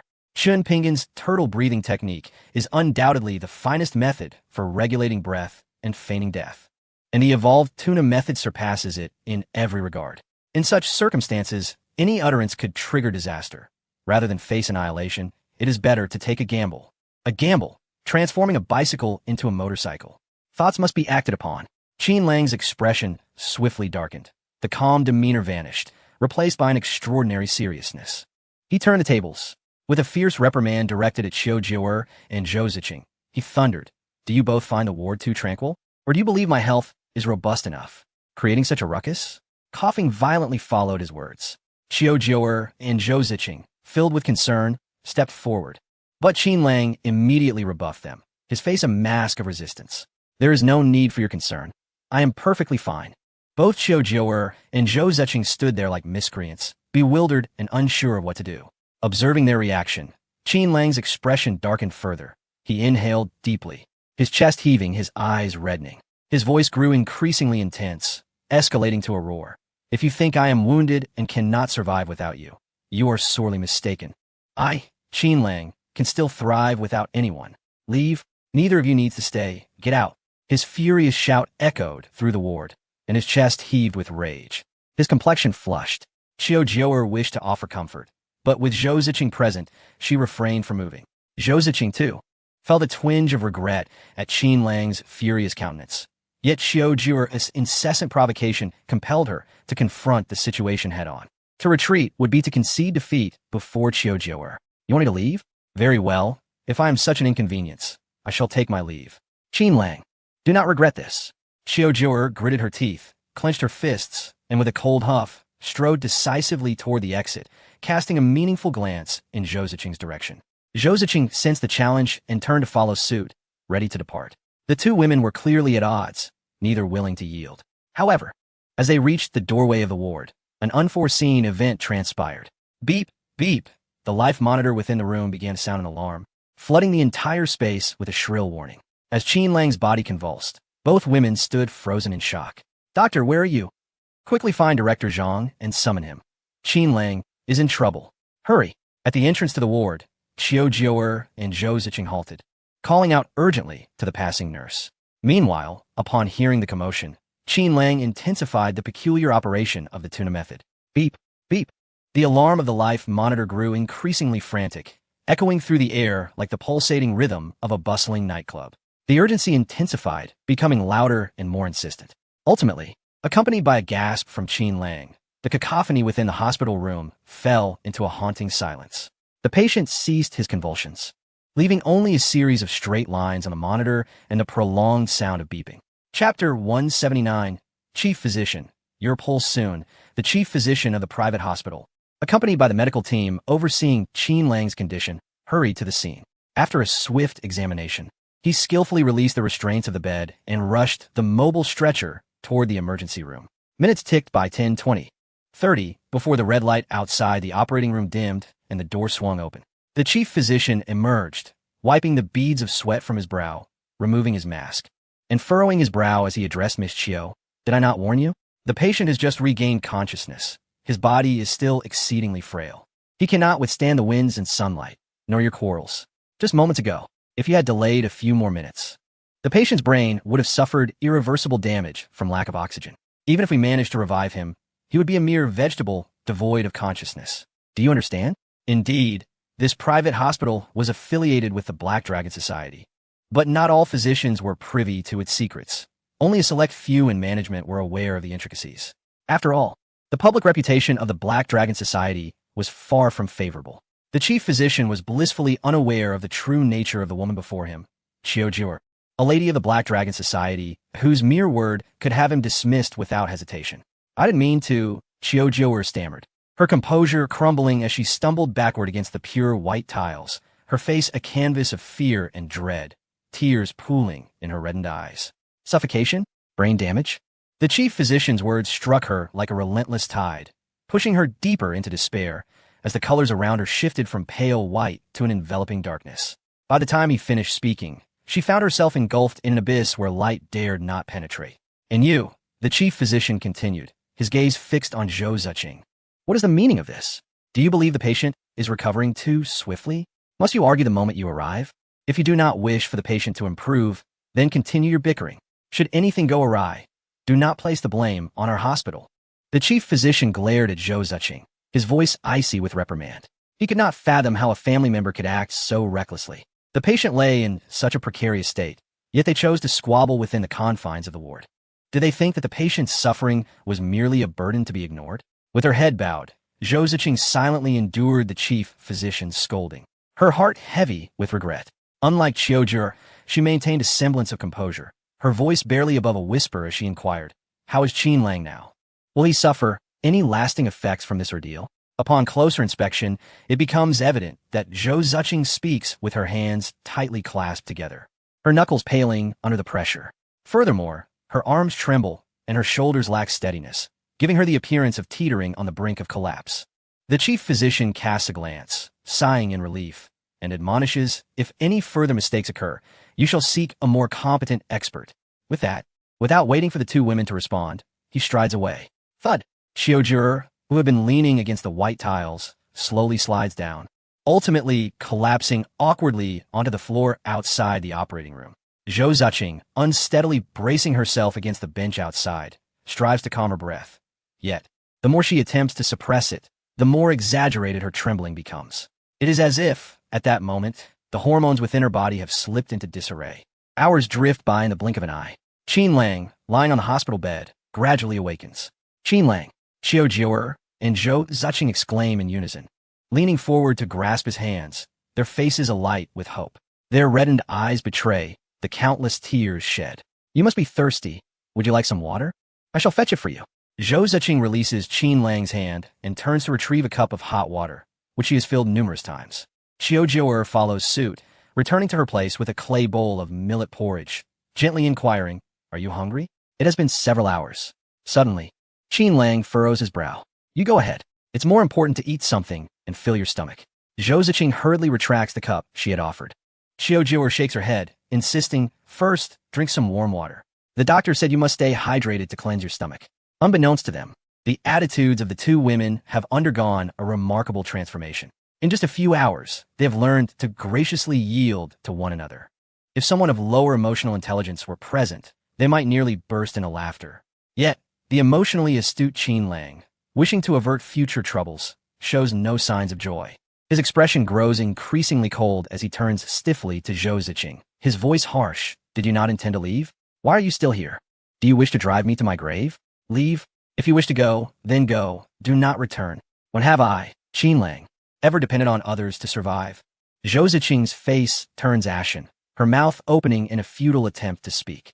Lowering her head, she places the cup on the counter and, glancing back several times, makes her way towards the door. However, just as Zhou Ziqing is about to exit the ward, an unexpected occurrence unfolds. Beep, beep, beep. The life monitor emits an alarm once more, its red warning lights flashing in a distinct rhythm. Should a composer from a parallel universe be present, they would surely recognize that the waves on the life monitor bear a striking resemblance to the melody of Huayuanjia. Qiuzhi, however, was oblivious to these matters, her face filled with panic. Qin Lang, please remain calm. The doctor has advised you against any agitation. Qin Lang remained silent, silently practicing the tuna ju, his body convulsing increasingly, resembling a large fish electrified in a river, on the verge of rolling its eyes back. As Zhou Ziqing approached the hospital room and witnessed this scene, any thought of departure vanished. She hurriedly returned like a moth drawn to a flame. Yet, upon reaching the bedside, the alarms on the life monitor gradually softened and, within half a minute, ceased their rhythmic beeping altogether. Taking a deep breath, Qin Lang, still slightly trembling, glanced in Zhou Ziqing's direction and coldly remarked, "Why aren't you leaving? You were so eager to go before. If you wish to depart, do so swiftly. Don't assume that without you, life is unbearable." Zhou Ziqing's face was etched with bitterness. How could she not perceive the underlying frustration in Qin Lang's words? She refrained from retorting, instead sitting by his bedside, grasping his hand and softly murmuring, "I won't leave, not now. No matter how much you urge me to go, I will stubbornly remain." Qin Lang, with a heavy snort from his nostrils, turned his head away, deliberately avoiding the warmth radiating from Zhou Ziqing's gentle expression. Chapter 180. The script of the Child of Fortune. Zhou Ziqing held Qin Lang's hand, her face adorned with a warm smile. The more indifferently he acted, the deeper her feelings of joy and gratitude grew. Nothing thrilled her more than realizing that Qin Lang's words belied his true feelings. Indifferent? Want her to leave? Surely. If she departed, even for a brief moment, the life monitor's curve would transform into a flat line. Finding a renewed purpose in her decision to stay, Zhou Ziqing's smile grew increasingly tender. She pressed Qin Lang's hand against her cheek, gazing dreamily at his profile, creating a scene of profound emotional depth. On the other side, Qiuzhi felt her heart twist in anguish. She was on the brink of despair, watching Zhou Ziqing revel in her desires, her own grievances swelling with each passing moment.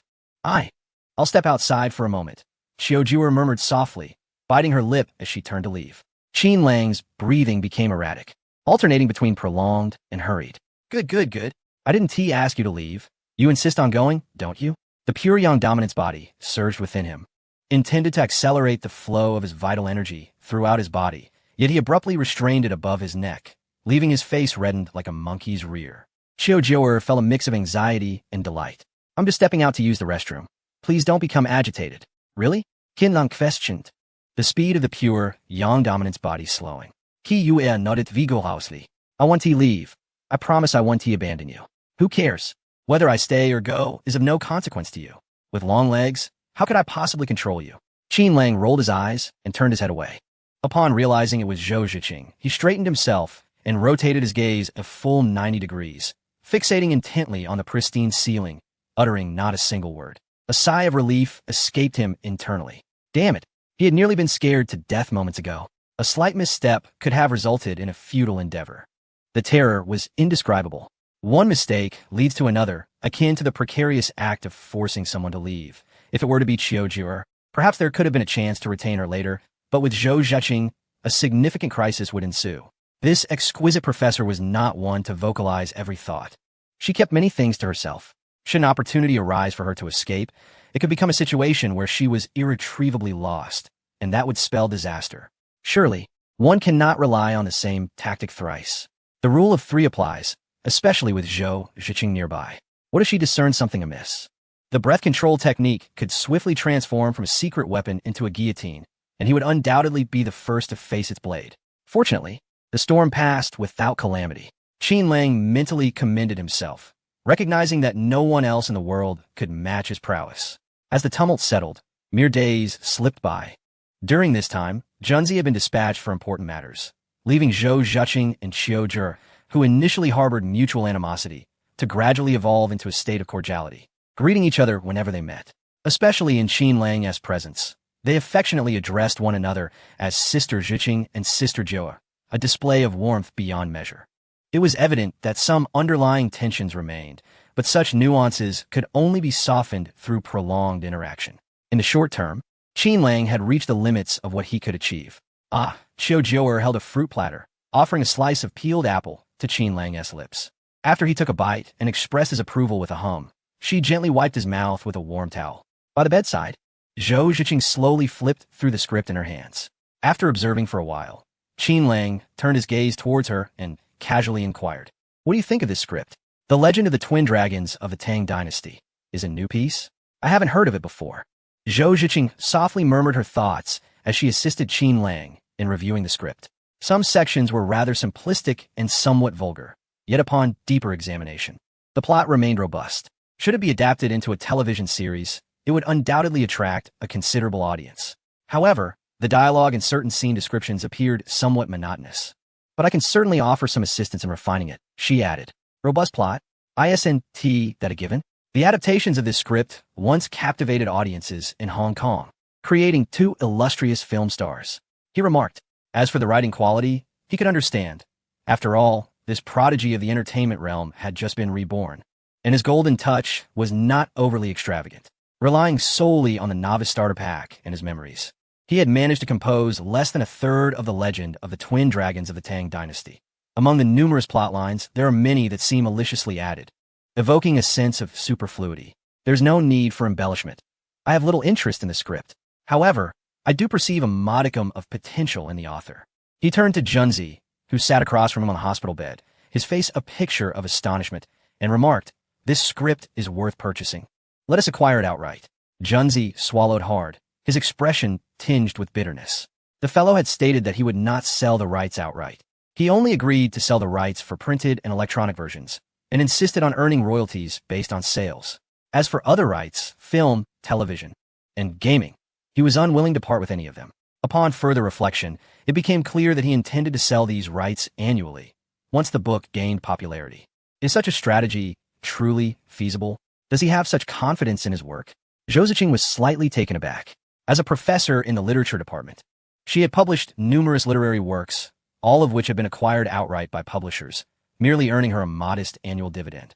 Indeed, her published works lacked the potential for adaptation into visual media, but other authors typically sold their works in packages, albeit at a slightly higher price. Where's the logic in selling annually? It was unheard of. Qin Lang smiled indifferently. Without this level of confidence, how could he be deemed a prodigy in the entertainment realm? Moreover, this book had already undergone market validation. Surely the prodigy was aware of its worth? He was not angry. He maintained his stance. If the author wished to sell, let him sell. If not, so be it. Just leave a contact for him. Very well. I shall proceed to negotiate, Junzi declared, rising with admiration evident in his gaze towards the reclining Qin Lang. Internally, he marveled, impressive, truly impressive. No wonder he is a young master. There is much for me to learn from this maneuver. If possible, he would even consider surrendering his salary, wondering if he might persuade the young master to establish a paid tutoring class for him. After a prolonged separation from manager Zhang, he found himself feeling a twinge of nostalgia. If feasible, he wished to arrange a meeting between manager Zhang and the female streamer who frequently sent him videos. Chapter 181. Accompanying Xia to participate in a variety show in the ensuing period, Qin Lang's days in the hospital were remarkably mundane. Occasionally, he would glance at his messages, responding with a single finger to maintain connections. The remainder of his time was devoted to enjoying the meticulous care provided by Qiu Jiu and Zhou Zhiqing. Whether it was eating, drinking, reading, or using the restroom, he needed not lift a finger. His injuries were healing at an astonishing rate, prompting even the chief physician to find it extraordinary. However, had it not been for the knowledge of his injuries by Qiu Jiu and Zhou Zhiqing, Qin Lang would have utilized a beauty-enhancing pill to accelerate his recovery by the third day post-awakening when he was able to move his arm. In an effort to appear somewhat normal, he deliberately remained in the hospital for nearly half a month before contemplating his discharge. After stretching his arms and twisting his neck, Qin Lang glanced at Junzi, who had just entered, and casually inquired, how is Zhou Hao faring? Junzi shook his head, expressing his frustration. That fellow is as stubborn as they come, refusing to even consider the buyout offer. He has even gone so far as to block my number. Young master, he truly does not appreciate the opportunity presented to him. It is infuriating. Damn it, I genuinely want him to experience the force of a massive punch. For the time being, let us not disturb him. I have arranged for Lao Huang to take over. Your task is simply to wait patiently for him to reach out to you. Agreeing to a buyout? That will be preposterous. Zhou Hao is the favored son of fortune within the entertainment narrative. He is acutely aware of the wealth of knowledge and the script he possesses. He would never resort to depleting his resources. Sending Junzi to negotiate was merely a strategic ploy, laying the groundwork for Zhou Hao to have a means of contact should he find himself in dire straits.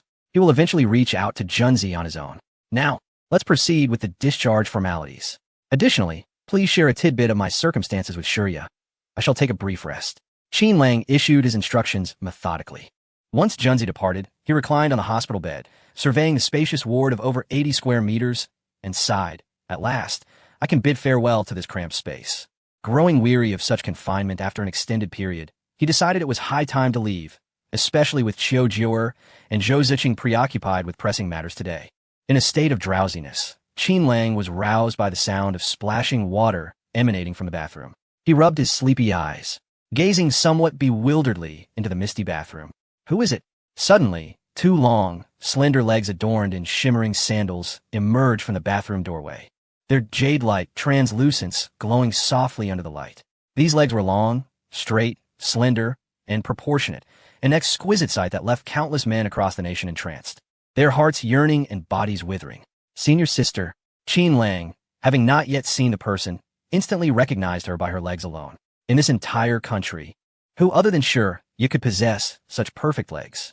He had instructed Junzi to inform Shurya of his news, but he had not anticipated her coming directly to see him. Ah, little junior brother has awakened. Shurya emerged, wrapped in a pale pink bath towel. Her breathtaking beauty seemed as if she had stepped straight out of a painting. With brows like emerald feathers and skin as pure as snow, she possessed a figure that was both delicate and arresting. Her smile was enchanting, capable of captivating a city or a nation. Shurya's beauty appeared to embody the essence of heaven and earth, flawlessly crafted, with not a single imperfection in sight. In comparison, ordinary beauties paled in her presence, appearing juvenile and lacking in contrast. Clad only in a fitted bath towel, her figure was accentuated to perfection. Beneath the elongated neck lies a vast heart, grand and encompassing like the boundless sea. As one's gaze descends, the curves abruptly contract, revealing a slender waist, fragile to the touch, evoking a profound sense of concern. Such delicate form, one fears, might snap under the slightest pressure. The beauty of the moment eclipses both antiquity and modernity, akin to the lotus shyly concealing its exquisite visage. As she bathes in the azure waters, she finds tranquility amidst the gentle waves. Her pearly teeth, rarely revealed, linger in contemplation among the cerulean clouds. Is there a bug on you, senior sister? Why do you stare so intently, little junior brother? With a graceful smile, Shurya felt an authentic sense of satisfaction blossom within her heart. Qin Lang shook his head, striving to suppress any errant thoughts, and upon lifting his gaze once more, he had regained his composure. Senior sister, how is it that you are in my hospital room? Aren't you afraid of being photographed by the press? See, yeah, the domestic entertainment industry's illustrious triple threat, an actress, singer, and dancer, boasts works that resonate deeply across all demographics. Her influence within the country is immense, her popularity soaring above the rest. Who could have anticipated that Qin Lang, having divulged merely a hint of information, would prompt Shurya to personally visit him in such a manner? Surely, this seems to disregard any sense of propriety. Has she truly lowered her guard due to the matter concerning old G? Is there even a hint of affectionate intent behind her actions? Should this news escape into the public realm, it would undoubtedly create a sensation, shaking the very foundations of the domestic news industry the following day. Observing Qin Lang's astonished expression, Shurya remained blissfully unaware, as if her celebrity status bore no significance to her.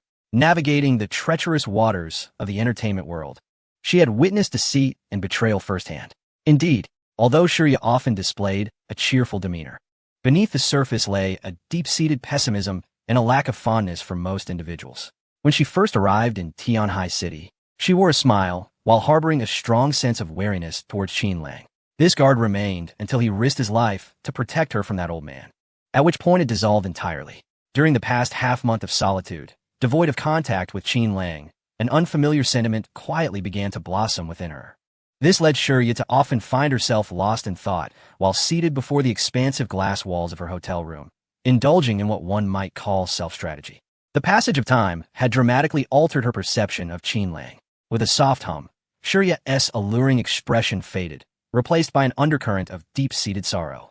She reclined against the edge of the hospital bed, propping herself up with a delicate wrist, gazing at Qin Lang as though she were a wronged wife, lamenting the half-month of separation. Once you call me sure while we shared a meal of stone-pot fish in the corner. Now you refer to me as senior sister? Qin Lang cleared his throat, coughing lightly. Senior sister, please don't jest. I was merely teasing you at that moment. Besides, I believe I only called you not sure. Please don't jest. He implored. What time is it now? We are amidst a period of great terror. Should he slightly nod? Qin Lang feared that he might completely vanish. Xia extended her finger to gently seal Qin Lang's lips, whispering, when we are alone. You must call me Xiaoshi or Yaya. Sister feels too distant, too formal. When Xia smiled, two diminutive dimples graced her cheeks, and a faint fragrance wafted from her breath. All right, don't widen your eyes like a pair of copper bells. I'm here to discuss serious matters. Starting tomorrow, you'll accompany me to participate in a variety show. What variety show? Sister Yaya, are you jesting? What stature do you hold in Longhua? And what am I? Aside from a bit of money, a handful of villas, and a supercar, what else do I possess? Xiang Wang, a variety show that has surged in popularity over the past 2 years. Teacher He, who assisted me greatly when I first debuted, has recently extended an invitation to me. I can only attend once, but the production team has agreed to allow me to bring a junior along, given Xia's current status as the unparalleled diva of Longhua. With a fanbase exceeding 100 million, the appearance fee for such a show would undoubtedly be astronomical and rarer than hen's teeth. Xia rarely participated in variety shows, but this time it was purely due to a sense of obligation, coupled with her own intentions to bring Qin Lang along. Qin Lang grimaced. Can I refuse?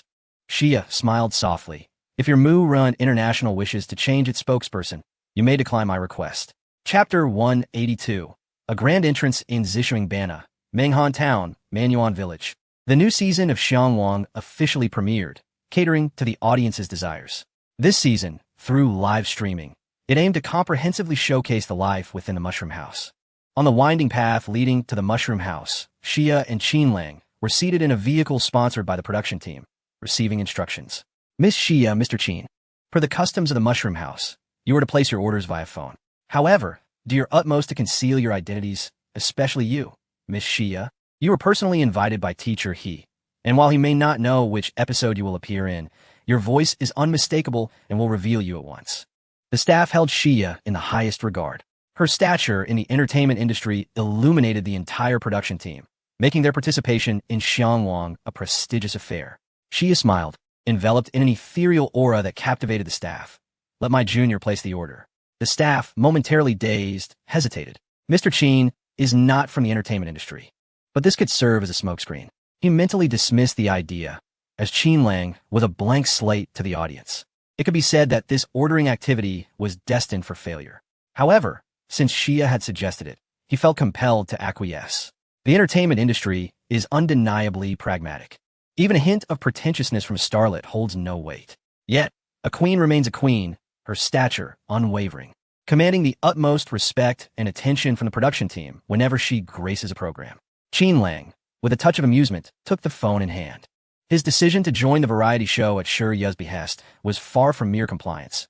It was a strategic maneuver to enhance his allure within the entertainment realm. After all, female celebrities frequently emerge in the narratives of fortune, and he needed to lay a solid foundation to exhibit his abundant talents. As for the unrelated audience, with the information embargo from Yin Jing and the disruption of news from the lottery, what other tidings could possibly circulate about him aside from his variety show? After contemplating this, Qin Lang pressed the phone, dialing the Mushroom House. A few seconds later, the call connected. Hello. A youthful voice, tinged with shyness, came through, quivering slightly.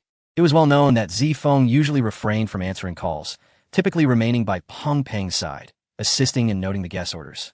However, this time she answered, visibly flustered. A slight smile graced Qin Lang's lips, His previously acquired voice imitation abilities had bestowed him with a profound understanding of vocal nuances, allowing him to accurately replicate other speech.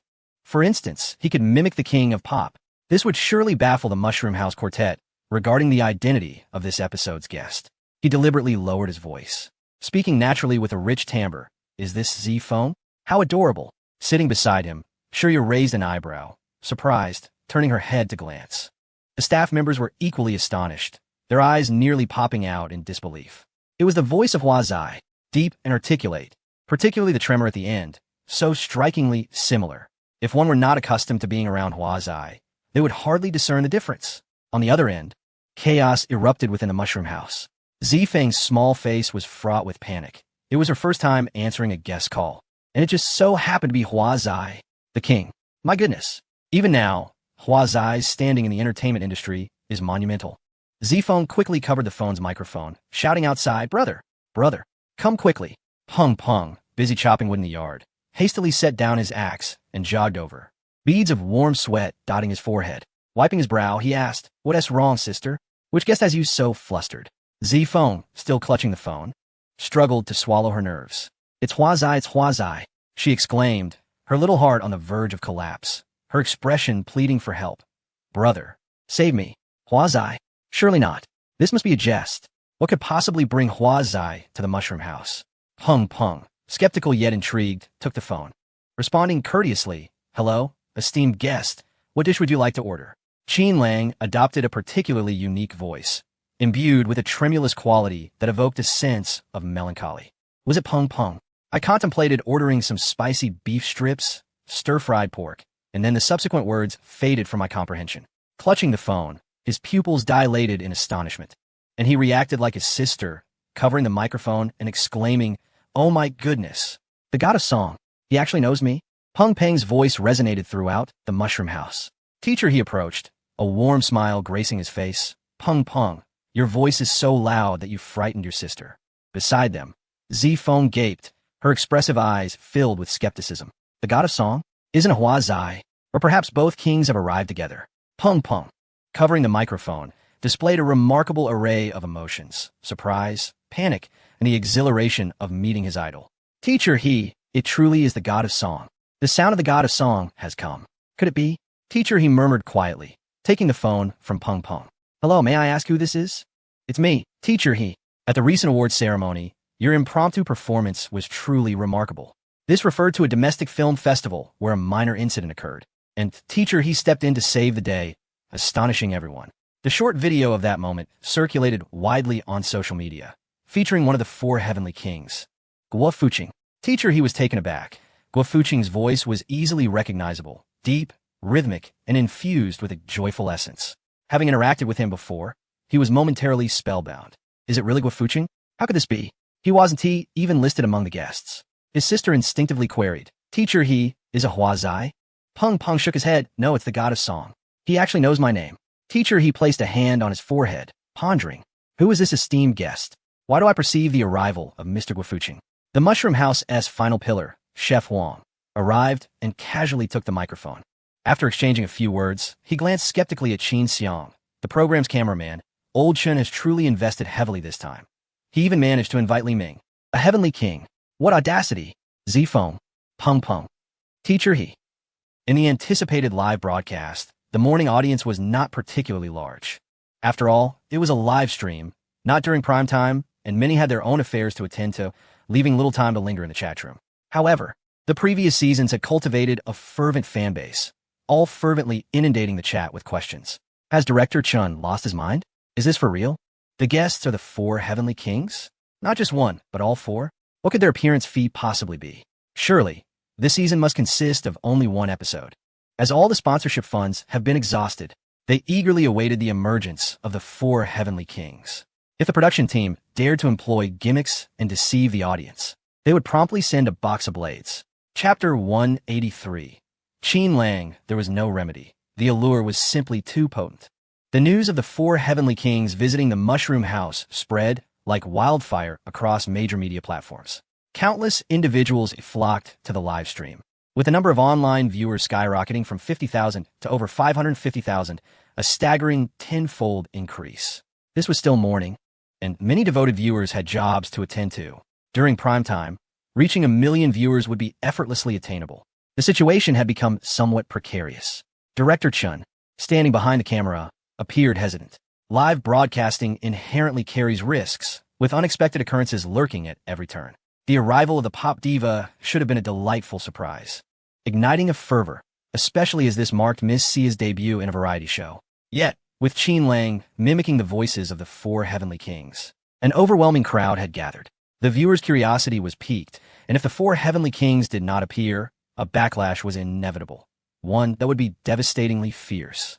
Moreover, Qin Lang had been recommended by Miss Sia, and Director Chen worried that if the audience unleashed their wrath upon him, it would surely displease her. Managing a live broadcast was incredibly challenging. Initially, he had admired Qin Lang's talent for imitation, but now he was left with a heavy heart filled with melancholy. Teacher, our guests have arrived. Standing outside the small house, Peng Peng, eagerly awaiting the arrival of the singing deity, spotted 2 radiant figures in the distance and called out loudly. The quartet of the Mushroom House, including Huang Xiaochu, who was busy in the kitchen, also made their way to the door to welcome the visitors. The little dog wagged its tail and dashed over, panting excitedly. The proud colored lights continued to bask in poetry and distant dreams, casting scorn upon the 5 members of the Mushroom House. The diva, oh my, the diva has arrived. Upon seeing that familiar stunning sight, Peng Peng was utterly mesmerized, momentarily forgetting about the singing deity he had been awaiting. The one and only Diva Sia of Long Kingdom, who had never participated in a variety show, had come to the Mushroom House as a guest. Hello, Teacher Huang, Teacher Peng Peng, Zifeng. Sia, in her high heels, showcased her long, elegant legs, which glimmered like white fluorescence under the sunlight. Her breathtaking beauty seemed to emerge from a painting, captivating all with every smile and frown, making breaths feel less effortless. Sia, welcome to the Mushroom House. It has been quite a while since we last met. Teacher, he greeted warmly. There are a few more guests expected. Are you not with them? Sia, being personally invited by him, was not as astonished as the other 3. She was merely curious as to why Gu Fuqing, who had called to place an order, had not yet arrived.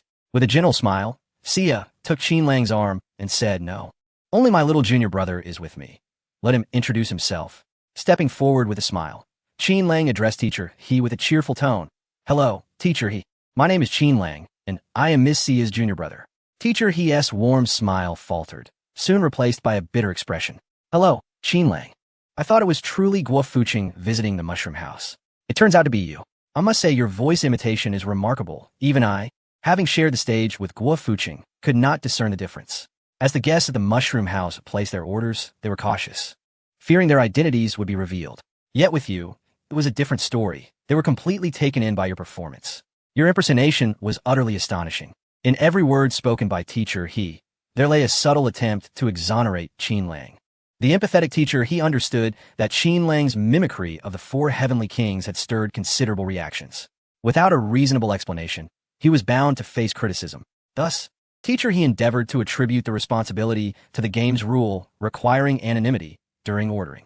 As anticipated, the live stream erupted with the appearance of Xia. Oh my, Xia. My wife. Xia's actually on a variety show. Xia's stunning. Xia is incredibly beautiful, especially her legs. Brothers, step aside, don't insult my wife, or else. Xia's popularity in Longhua is unparalleled. Her mere presence sent the live viewer count soaring to 1 million and still climbing. However, this also sowed the seeds of discontent, as more viewers began to criticize Qin Lang. Who is this smirking fellow? How dare he impersonate the 4 heavenly kings? Isn't this just a gimmick orchestrated by the production team? Qin Lang? Why can't I find any information on him? Is anyone upstairs using their brain? An ordinary person, it would be a miracle to find anything about him. How can he be so ungrateful? Does he not know his own status? How dare he attempt to imitate the 4 heavenly kings? Is he here to be ridiculed? Some viewers defended Qin Lang. How can we blame Qin Lang? Didn't you hear, Teacher? He explained that one must conceal their identity while ordering. Qin Lang has cleverly exploited a loophole in the rules, bringing the game to life. Others chimed in, if you can't imitate, don't be envious. The guest list provided by the production team didn't include the 4 heavenly kings, just a hidden guest, who has now been confirmed as Miss Xia. Pathetic men, one more disgusting than the last. Just jealous that Qin Lang is Miss Xia's junior disciple, wallowing in their own bitterness. This beauty is captivating. I'm due in 3 months and preparing for my second child. Ladies, let me through. Pregnant women first. Unbeknownst to Qin Lang, a war of words raged in the live stream. When he shook hands with Chef Wang, he used Li Ming's voice, spoke to Peng Peng in the style of the song god, and greeted Zifeng with a tone reminiscent of Huazai. Chef Wang merely chuckled, not taking it to heart. The entertainment industry is filled with talented individuals. If we were to discuss characteristics, while Qin Lang's imitation skills were exceptional, they could not eclipse his striking appearance. Even Chef Huang remarked that even at his peak 20 years ago, he would struggle to overshadow Qin Lang as brilliance. Zifeng lowered her head, gazing at her fair palms, a faint blush adorning her cheeks. She hesitated to meet Qin Lang's gaze directly. Feeling an inexplicable strangeness, her heart raced, and her mind grew hazy, constantly worrying if there was something amiss on her face. Peng Peng, beside her, murmured dejectedly, "Sister, I feel quite sad. It seems the singing deity does not know my name." Zifeng remained silent, her fingers nervously fidgeting as she focused intently on her shoes. Bending down, Peng Peng stole a glance from below, suddenly exclaiming, "Sister, what's wrong? Your face is so red. Do you have a fever?" Teacher He, concerned, responded, "Surely not. You seem fine this morning." Huang Xiaoqiu added, "If you're feeling unwell, you should rest." Zifeng shyly lifted her head, cradling her flushed cheeks with both hands. Her short hair pushed aside, revealing her delicate ears. She stammered, "No, I'm fine." Chapter 184. Attacked by netizens? "Well, if you're all right, I shall take the luggage to the room," Qin Lang declared, pushing 2 suitcases indoors. Peng Peng quickly followed, taking one from Qin Lang's hands. "I'll help." Zifeng, with her fingers turning pale, trailed behind, keeping a distance of over 5 meters from Qin Lang before daring to move forward. Once the 3 children entered the house, Teacher He withdrew his gaze, reflecting, the sister has grown up. Inside the mushroom house, constructed entirely of wood, a refreshing coolness enveloped the air. Accustomed to the bustling concrete jungle of the metropolis, arriving in this tranquil countryside felt profoundly serene. After organizing the luggage, Qin Lang reclined in a wooden chair, exhaling deeply. Peng Peng brought over a small wooden stool and sat beside him, somewhat awkwardly. Curiously, Qin Lang turned to him, asking, "Is something the matter?" Peng Peng scratched his head and chuckled. Qin Lang, could you perhaps praise me again in the voice of the singing deity?" He believed that if he closed his eyes, he would be unable to discern the authenticity of Qin Lang's speech. To be complimented by the deity would surely make him wake up smiling that night. Qin Lang shook his head. Maybe next time, imitating others' voices can strain the vocal cords. Previously, it was due to the game rules of the program. My senior sister found it difficult to speak, as her voice was too recognizable. As for me, being an amateur, if I didn't imitate, the game wouldn't be feasible. Peng Peng nodded earnestly. That makes sense. However, most of the previous guests we could guess. Even if uncertain, there would be a range. You are different, Qin Lang. You are simply remarkable, having drawn both Teacher Huang and Teacher He into the game. Remarkable, indeed, Qin Lang acknowledged. His system's imitation ability was so adept that it blurred the lines of reality, making it challenging to distinguish, even for himself, let alone for Peng Peng. While Peng Peng and Qin Lang engaged in casual conversation, Zifeng remained seated several meters away, holding a yogurt, a product from Endorsement, its flavor delightful. Her delicate hands squeezed the yogurt box, causing it to slightly deform. At times, she cast her gaze downward, while at others, she glanced toward the entrance. Regardless of her stance, her eyes would inevitably drift toward Qin Lang during the transitions. A sense of unease enveloped her. She felt an inexplicable hesitation to approach him. "Sister, I'm exhausted from chopping wood. Could you bring me a bottle of yogurt?" Peng Peng inquired, addressing Zifeng. Coming. Zifeng mustered her courage, clutching the yogurt tightly as she approached. Yet, upon reaching him, she turned her gaze toward Qin Lang and, in a voice barely audible, like a whisper, asked, "Mr. Qin, would you like some yogurt?" "Thank you." Qin Lang replied with a warm smile as he accepted the yogurt from Zifeng. The accidental touch caused her cheeks to flush a rosy hue. "Just call me Qin Lang." Addressing me as Mr. Qin feels rather distant. The name Mr. Qin resonated with an air of reverence in Qin Lang's mind, a remnant of his past life as a transmigrator. With her head bowed, the sparkle of delight in Zifeng's eyes was unmistakable. Qin Lang, she responded. In her teenage years, she radiated a vibrant energy, though not voluptuous. She possessed a youthful exuberance, her slightly chubby face, occasionally displaying a delayed reaction, rendered her extraordinarily endearing. At that moment, she stood before Qin Lang, nervously fiddling with her fingers, reminiscent of a student being scolded by a teacher. Peng Peng frowned. Sister, that yogurt was meant for me. Why did you give it to Qin Lang? Zifeng's cheeks flushed crimson as she dashed away. I'll go get another. Upon her return, Peng Peng held an additional yogurt bottle. Yet as he glanced at Qin Lang, he couldn't shake the feeling that his yogurt had lost its sweetness. Meanwhile, the director signaled with a cue card. Play the game. The production team had sponsors. Yogurt, Little Dew, and Base Explosion were among them, with Base Explosion contributing the most funds. Thus, the team orchestrated this gaming segment for promotional purposes. Understanding the cue, Peng Peng exclaimed, Sister, didn't you say you just reached diamond rank? I'm already at Star Glory. Since we have some free time, let's play a match together. I'll carry you to victory. Zifeng nodded, then turned to Qin Lang, inquiring, Qin Lang, do you play Base Explosion? It's quite the sensation lately. Can we add each other as friends?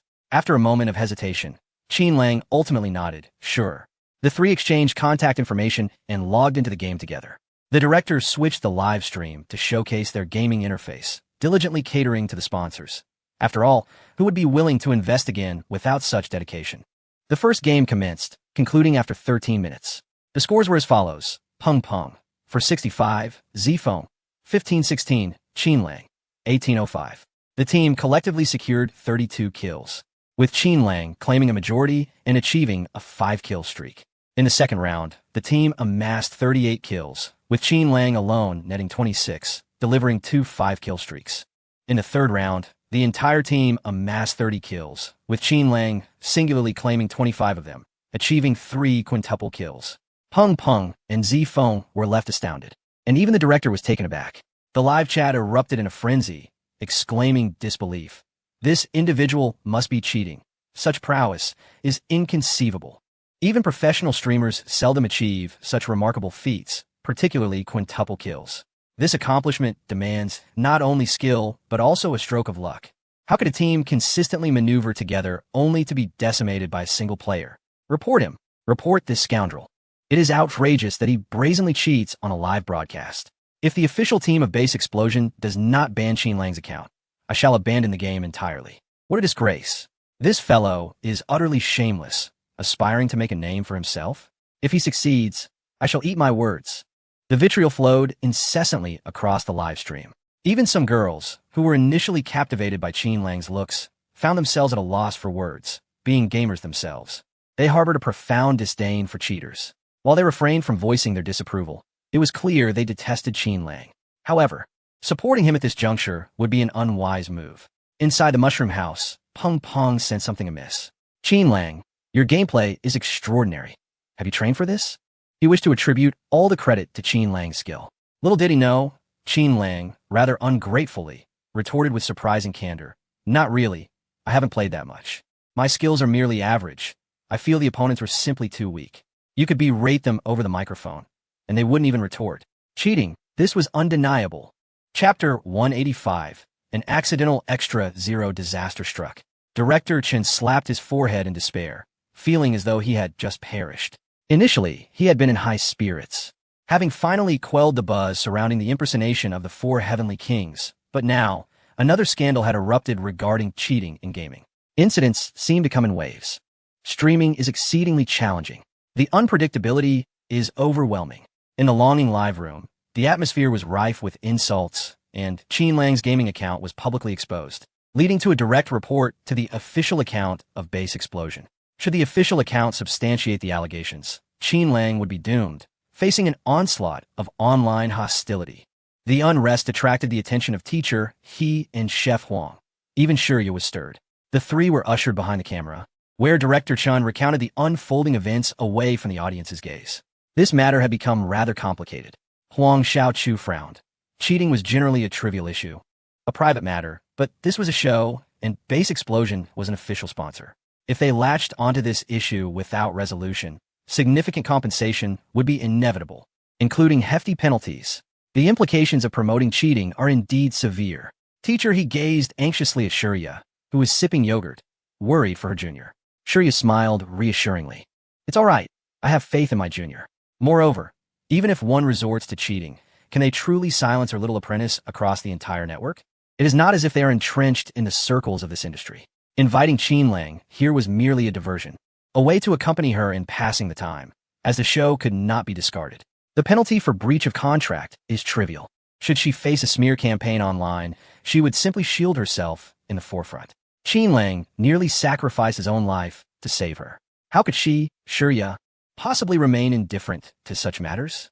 Teacher, he no longer places his hopes on Shurya, for her serene disposition suggests that she appears unfazed by any predicament. She walked directly towards Qin Lang, at which point teacher he inquired, Qin Lang, do you prefer playing cracked versions of games? Base Explosion is different. It has not released any cracked version to the public. What you are currently using is likely a cheat circulating in the black market, which violates regulations. You should formally clarify this matter and apologize to the official Base Explosion team. I trust that you will refrain from using such cheats in the future.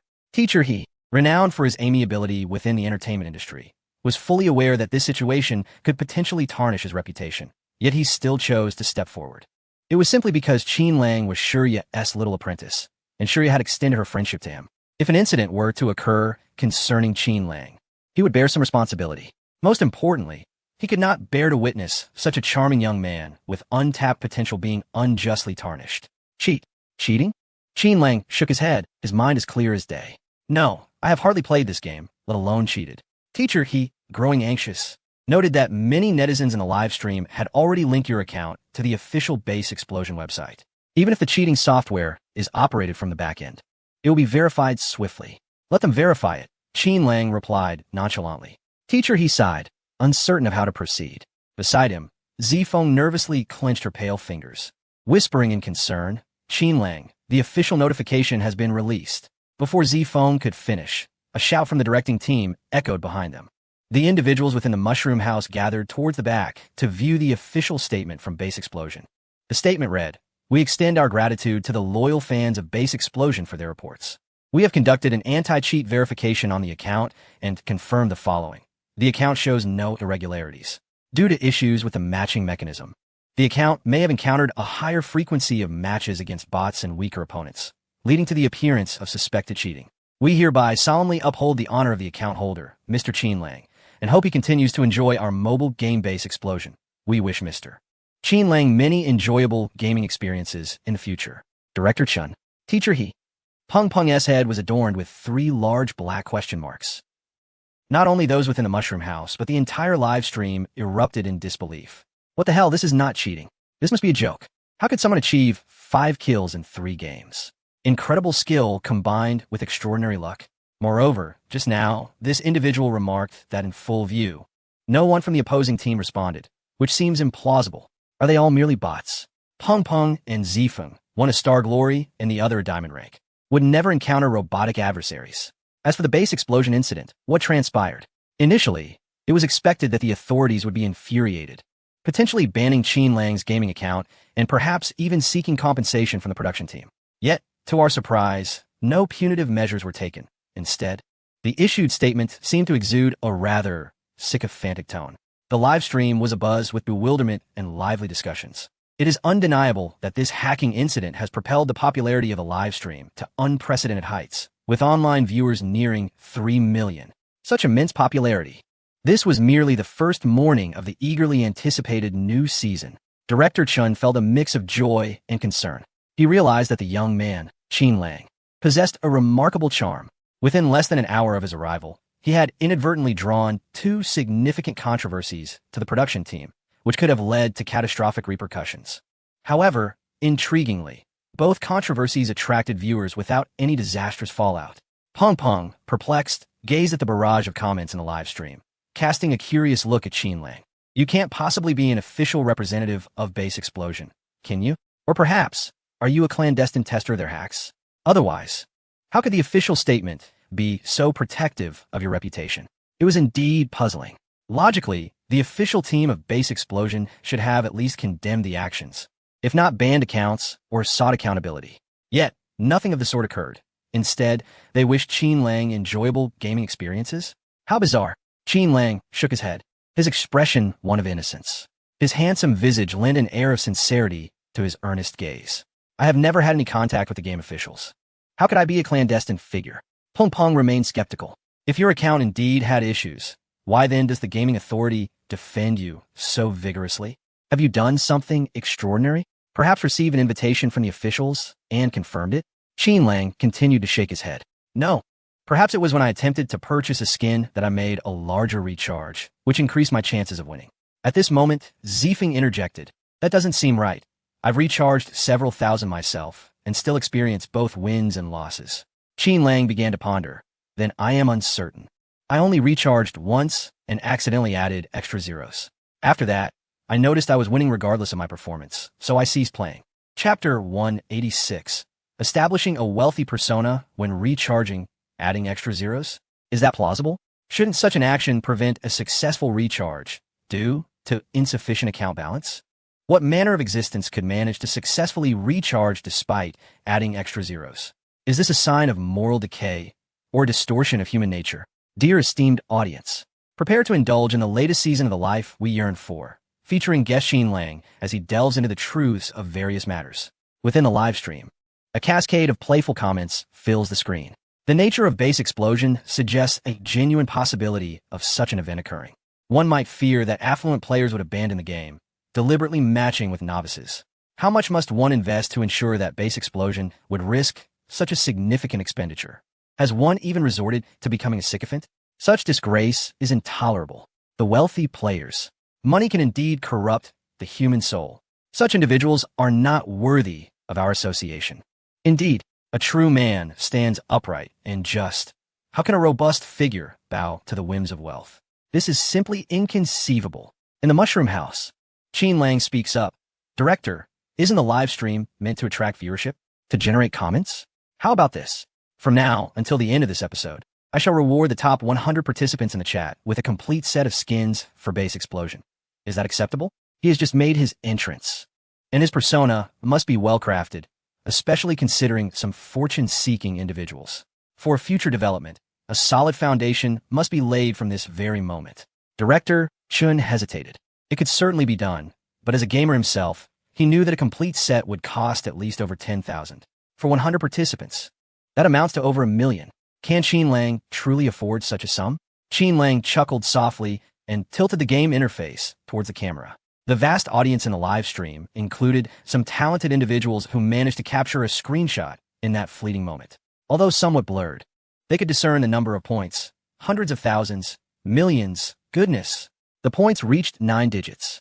This implies that Qin Lang has invested over 10 million in the game, spending an astronomical sum of Dragon Kingdom currency. Insanity. It is no wonder that the official base explosion team is so keen on preserving Qin Lang's reputation. He is indeed a significant client, a being of superlative status. Instantly, the live stream was inundated with countless comments. Daddy, Daddy. At first glance, I recognized him as my father. His generosity sets an exemplary standard for us, the younger generation. Father is remarkable. Voice cracking in the Mushroom House. As they witnessed the uniformity of the comments on the screen, the group exchanged wry smiles before dispersing. Poetry's junior disciple is indeed extraordinary, radiating financial prowess. Pung Pung. Go chop some firewood. We are running low. Huang Xiaochu timely shifted the topic, calling out as he made his way to the kitchen. Teacher he understood and called for Xia to join him for a chat in the small wooden shed outside the courtyard. The younger sister and Qin Lang were also assigned to harvest celery, leaving them relatively unburdened, while Pung Pung toiled alone, perspiring profusely. After a while, the younger sister approached Pung Pung with a cup of tea, kindly saying, "Brother, have some tea." Pung Pung paused his chopping, accepted the tea, and gulped it down, exclaiming, "Ha! The tea brewed by you is truly delightful. Thank you, sister." Ziefeng shook his head. It's nothing. Qin Lang does not drink green tea. After speaking, Qin Lang, still blushing, glanced back while playing with the celery leaves. Quack, quack, quack. Lonely, lonely. Pung Pung glanced down at the axe in his hand, feeling a bitter pang. Today's axe feels particularly hot to the touch. Huang Xiaochu emerged from the kitchen, surveying the firewood on the ground. Pung Pung, well done. Keep it up. We can split the rest tomorrow. The main event is about to commence. Teacher He, from the small wooden shed, approached with hands on hips, exuding an air of confidence. The 4 regulars of the Mushroom House, including Xiao, wagged their tails, forming a bargaining alliance against the director group, led by Director Chun. Standing at the back, Xia, obscured from view, delicately reached out her slender fingers, gently teasing Qinlang's palm, then turned her head. Her peach blossom eyes rippling with newfound charm, revealing a flirtatious expression for the first time that day. Qinlang inhaled deeply, daring not to gaze too long, hastily shifting his focus to the bargaining alliance. Huang Xiaochu cut straight to the chase. Old Chun, how much for the meat? Director Chen chuckled and offered to trade rice fish of equal value, noting that there was a rice paddy not far from the mushroom house where farmers raise these fish. 20 rice fish could be exchanged for a pound of pork, and 30 for a pound of lamb. Huang Xiaochu glanced at Teacher He, who in turn looked at Peng Peng. Without hesitation, Peng Peng removed a slipper and handed it to Huang Xiaochu. Clutching the slipper, Huang Xiaochu gestured towards Director Chun. 5 rice fish for 1 pound of pork. Deal or no deal? Director Chun shook his head. Impossible. With a swift motion, the slipper flew from Huang Xiaochu's hand, landing on the bluestone slab in front of Director Chun. The barrage of comments surged. Here it comes. Teacher Huang's external spin serve. Spinning in the opposite direction. Director Chun 1T catch this one. Oh, how one wishes Teacher Huang would throw the slipper directly at the director's forehead. It never lands, making the bargaining so arduous. For Director Chun is cunning and stingy, putting the sister in a tough spot. Director Chun lifted a leg to dodge, collecting Peng Peng's slipper and tossing it to the back of the director group. Poor Peng Peng, standing on one leg in despair. Director, return my shoe. Director Chun ignored him.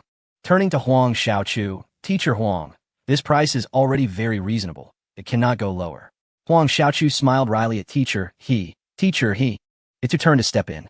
With a warm smile, Teacher He responded, Old Chun, we are old acquaintances now. Today is Shia's visit. Could you show some leniency? You have a summer blockbuster titled Mountains and Seas coming out, right? I'll book a screening. Could you give us half price? Director Chun continued to shake his head. Teacher He, I'm not that kind of person. Even if you're here to promote, business is business. This price is genuinely fair, especially with 6 guests in total. If we all go fishing together, each person could easily catch 10 or so fish. At that moment, Qinlang, who had been engrossed in his phone, lifted his head and spoke up. Director, how about I cover the entire venue? As Director Chen's words hung in the air, the production team received a phone call that abruptly interrupted their bargaining negotiations. Soon after, an assistant of the director's team, having hung up the call, exclaimed loudly, Director Chun. Within just a minute of the premiere in Yanqing, all the tickets in every cinema were sold out. The pre-sale box office has surpassed 30 million, with a net increase of over 20 million. The atmosphere in the Mushroom House became electrified as everyone turned their gaze towards Qinlang.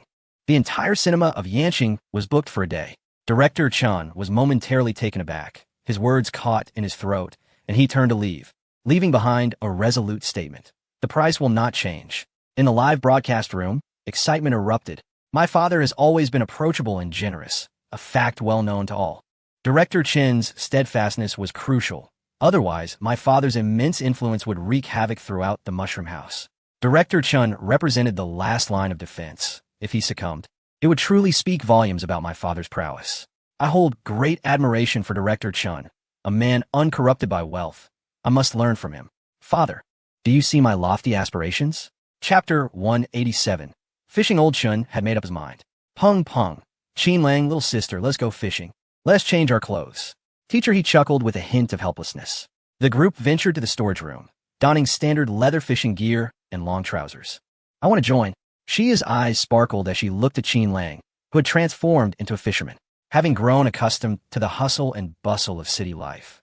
The tranquility of this quaint village offered her a unique allure, especially with the prospect of fishing, an experience she had never encountered before. Teacher He was taken aback. Shia, don't be mischievous. We can go fishing without you getting into the water. He instinctively glanced at Shia's beautiful legs, his heart trembling slightly. Those legs had undoubtedly captivated countless admirers. If Shia were to wade into the rice paddies, any mishap could provoke a backlash from her fans, potentially causing chaos for the show. Moreover, her legs were heavily insured, making the production team wary of any risks. Let the others handle the arduous tasks. Shia need only observe, her beauty sufficient to grace the scene. Shia glanced at her sister, now clad in long pants, pondering, but Zifeng is a girl too. Teacher He turned his attention to Zifeng, suggesting, perhaps it would be better if little sister stay behind. Let the 3 of us men go fishing. To protect the perfection of Shia's legs, he felt compelled to sacrifice Zifeng's opportunity to be on camera. Zifeng quickly shook her head, casting a cautious glance at Qin Lang. Teacher He, I can help too. Xia pouted, a hint of defiance in her demeanor. You just think I'm a burden. I'll just watch from the side. Beneath the dappled sunlight, Xia puffed her cheeks adorably, her lovely lips forming a delicate pout. Her enchanting beauty combined with such playful antics rendered her irresistibly charming. The barrage of comments soared. My wife looks so adorable when she's angry. Yeah, we are adults now. We must understand Teacher He. What caliber are your legs?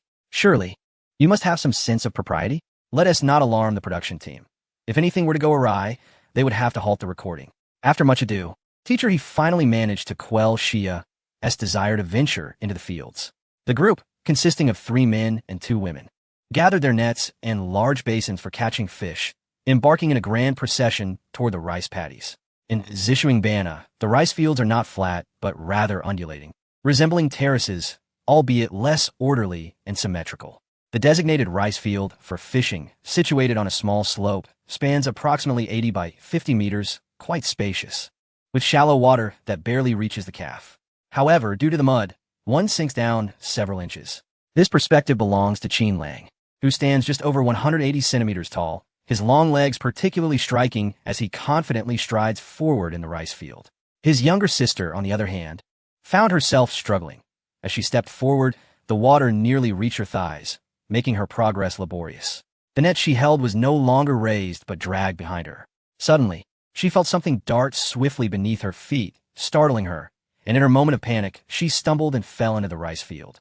Oh no, this is embarrassing, she thought, covering her face in shame. But soon, the sensation of falling ceased as 2 strong arms encircled her waist, pulling her out of the mud as effortlessly as one might pull a radish from the ground. In midair, Zifeng opened her eyes to see Qin Lang, who was a head shorter than she, his features delicately sculpted as if carved from jade. Each inch of his skin seemed to emit a subtle glow, making him appear almost ethereal. Zifeng's cheeks flushed crimson at an observable rate, the color spreading from her cheeks to her glistening earlobes and down to her fair neck, which became tinted with a rosy hue. She felt as though her very blood had ceased to flow, her breath quickening, her head spinning as she dared not look down at Qin Lang. In this dazed state, she was repositioned by him, who gently suggested, Zifeng, walk this way. The water here is shallower. Stay close to me, and I'll be able to keep an eye on you. He handed her the net he had been holding and playfully patted her head. Zifeng felt a peculiar dizziness, having not stopped since Qin Lang entered the mushroom house. And now it was even more pronounced. Yet, upon meeting his caring gaze, her tumultuous emotions gradually calmed. A blush crept across her cheeks, warm and vivid, as she lowered her head and softly murmured, Qin Lang, thank you. A man and a woman stood opposite each other, one tall and the other short. Youthful vitality radiating between them, infused with a hint of the tangy scent of budding romance. Teacher He, observing from a distance alongside Peng Peng, chuckled at the sight, exclaiming with a touch of nostalgia, my sister has grown up. She is squatted by the rice paddy, cradling her delicate face in her hands, her cheeks slightly puffed. She slapped her thigh in frustration, her slender legs swaying gently, silently fuming at the meddlesome individuals at the company who had insisted on insuring her legs. Now, she found herself unable to join in the water fun, forced to watch as Qin Lang and Zifeng sparked the air with the sweetness of youthful affection.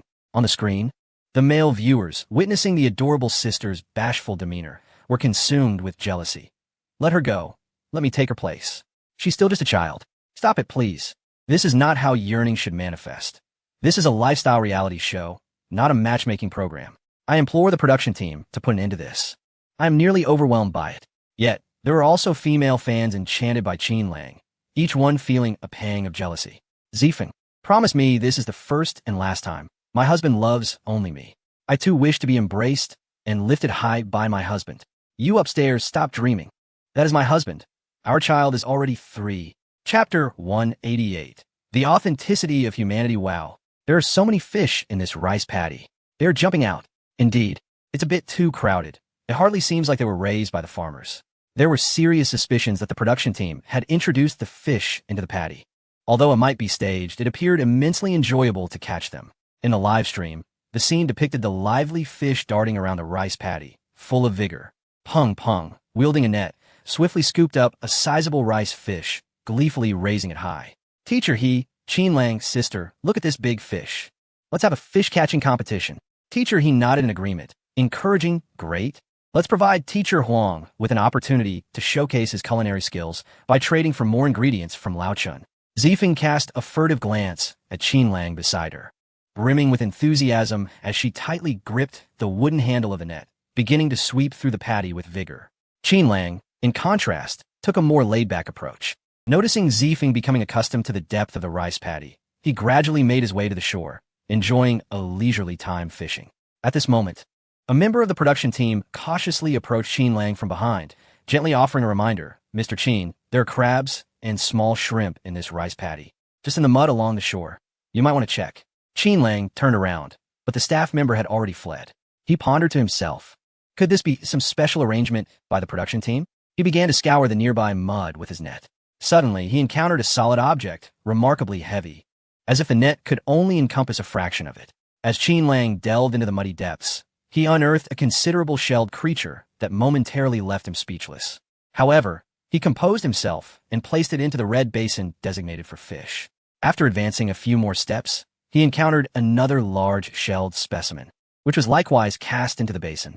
Time passed, and after a good half-hour of toil, Lao Shi and his companions emerged from the rice field, their bodies caked in mud and their backs drenched with sweat. Time to call it a day.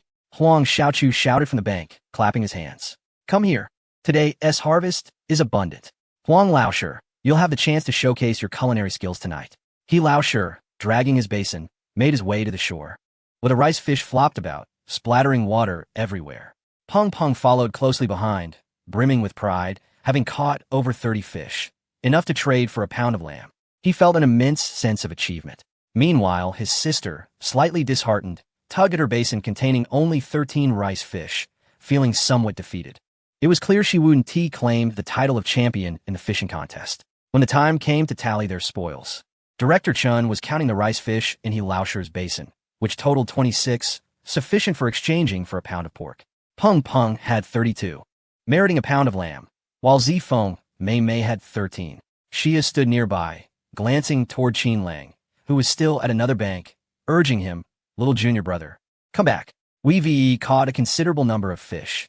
Tonight Huang Lao Shi will truly shine in the kitchen. Qin Lang acknowledged her with a nod, lifting his gaze toward Lao Shi, and inquired with a smile, may I ask if the local farmers also cultivate crabs and shrimp?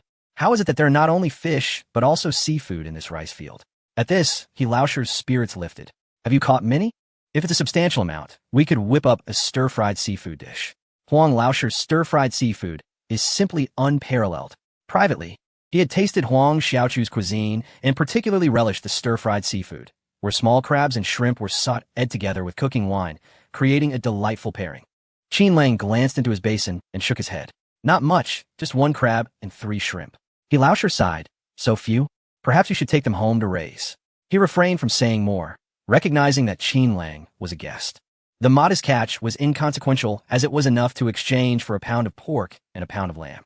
As Qin Lang hurried back with his basin, the distance initially obscured the reflections within. However, as he drew nearer, an unsettling realization dawned upon them all. 1 crab and 3 shrimp. Why was there such a large, dark mass reflected in the basin? Once the basin reached the shore, Lao Shi and the others, along with the camera crew, directed their attention toward it. Qin Lang, is this what you refer to as small crabs and shrimp? Lao Shi stared incredulously at the basin, which contained a king crab and 3 sizable lobsters, rendering him utterly dumbfounded. Wasn't it supposed to be small crabs and shrimp? How had a king crab and lobsters materialized instead? The sheer size of the king crab nearly filled the bottom of the basin, its claws extending impressively long. It is estimated to weigh around 10 pounds. And there are also 3 large Australian lobsters. What a surprise. Huang Xiaochu was utterly taken aback. He turned to Director Chun of the production team and exclaimed, Old Chun, did you really tell me that these king crabs and Australian lobsters were farmed in the rice fields? Wasn't it agreed that the prices would remain unchanged? Wasn't it promised that we would adhere to our principles? Director Chin's expression was somewhat awkward. He coughed into his fist and replied, What king crabs? What Australian lobsters? Aren't they merely slightly larger crabs and somewhat plumper shrimp? Mr. Chin was simply fortunate enough to catch a few unusually developed crabs and lobsters. And yet you all blame me? With undeniable evidence, he stubbornly refused to take responsibility. The audience in the live stream Witnessing the astonished expressions of Huang Xiaochu and teacher He, as well as Chen's shameless denial, erupted in laughter. Wow, this is too real, Director Chen, he exclaimed. I have not altered the prices, nor have I succumbed to the temptations of wealth. It is merely my father's good fortune that he caught a king crab and 3 Australian lobsters from the rice fields. I truly believe it was my father's luck. Perhaps a tornado transported these king crab and Australian lobsters from Australia to Zishuangbana? Ha ha, I can't go on. The expressions of Teacher Huang and Teacher He were utterly bewildered. How unfortunate. They had initially thought Director Chen was on their side, only to realize he had betrayed the production team.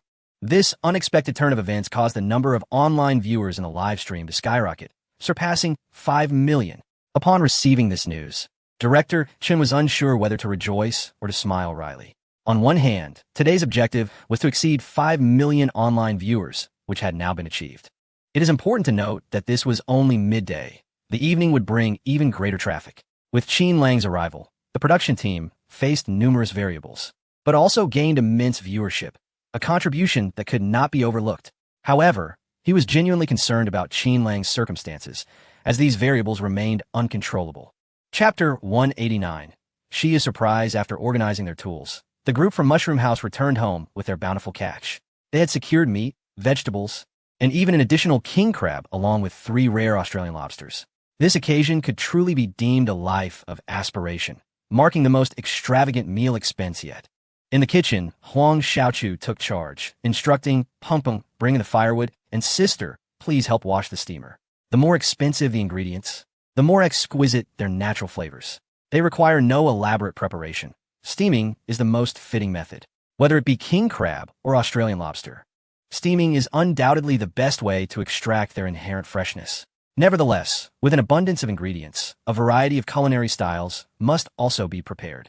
Shia, feeling anxious, chimed in, what about me? How can I assist? In previous episodes, the guests were always given tasks. When you were catching fish earlier, I couldn't help. But now surely you can assign me something to do? It's so difficult. Shia felt akin to a mere vase. Despite this being her inaugural appearance on a variety show, she found herself doing nothing, leading her to believe she was merely slacking off. Teacher He chuckled. Of course there was work to be done. How could one come to a place of aspiration without contributing?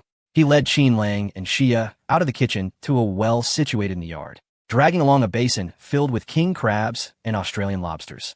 Each of them was handed a small brush, as old Chun, that fellow, had somehow procured several large seafood items, hastily burying them in the dirt, fearful that they might be snatched away and become soiled. The 3 of them helped to clean them. With a hint of excitement, Shia pulled out an Australian lobster from the basin, its blackish-red shell covered in mud. The lobster was alive and vigorous. As soon as it was lifted, it began to thrash its tail wildly, escaping from Shia's grasp, splattering mud onto her face. As she reached up to touch her cheek, she inadvertently smeared the mud, creating a charmingly messy visage reminiscent of a little cat. The delightful sight, paired with Shia's helpless expression, was utterly adorable. Time seemed to fly during their bustling activities. As the sun set, the yard of the Mushroom House was bathed in a hazy moonlight. Outside, the summer cicadas chirped in groups, their sounds adding a serene quality to the tranquil countryside.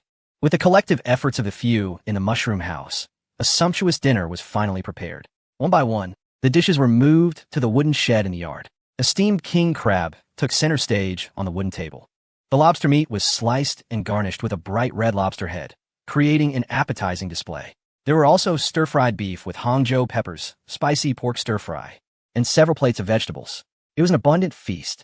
Teacher He picked up a piece of stir-fried meat, shooed away the little creature that had wandered in, and then stood up, raising his glass. He expressed gratitude to Chef Huang for his hard work in preparing such a lavish meal, inviting everyone to toast.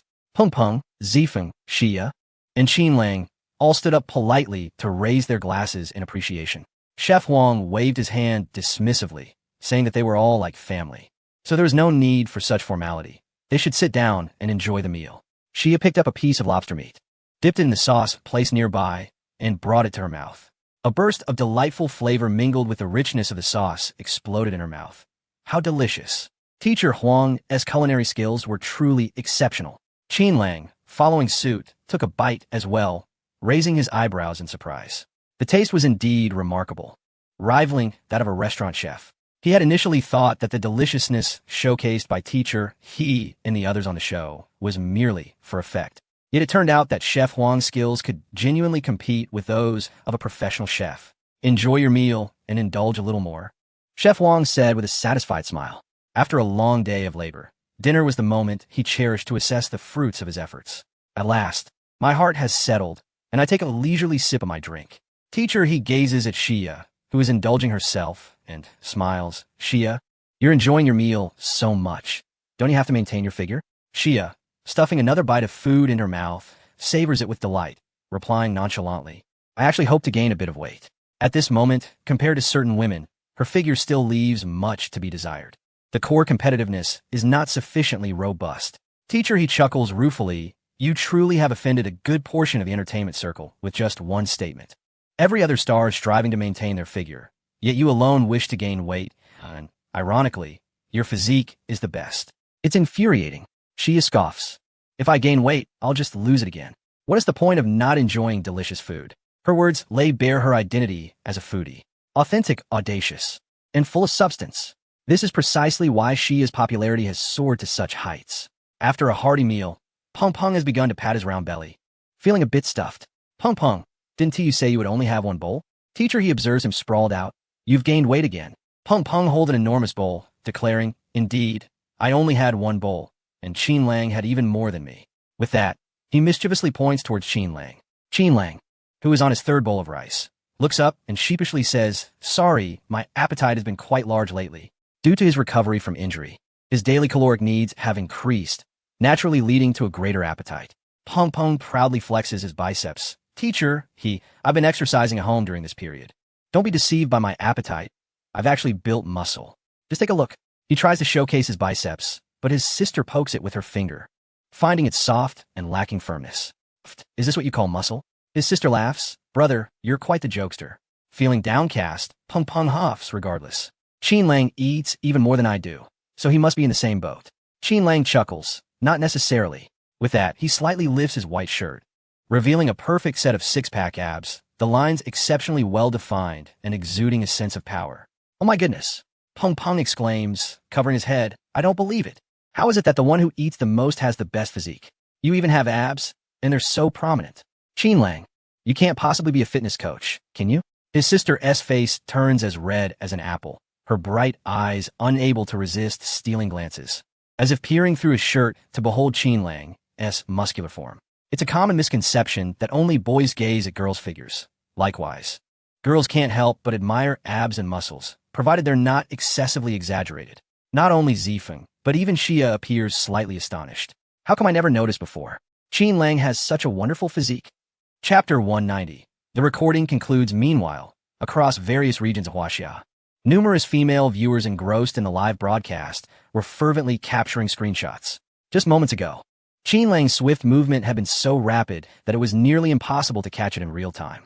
Fortunately, after considerable effort, a striking image, brimming with masculinity, was successfully frozen. My goodness, is my husband's physique not extraordinary?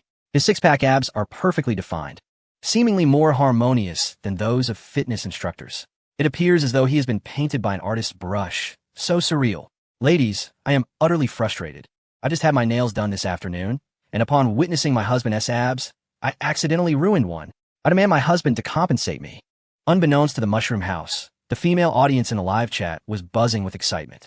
Once the chatter commenced, Teacher, he deliberately glanced in Qin Lang's direction, proclaiming that such a tranquil summer night was ideal for singing. Qin Lang, can you sing?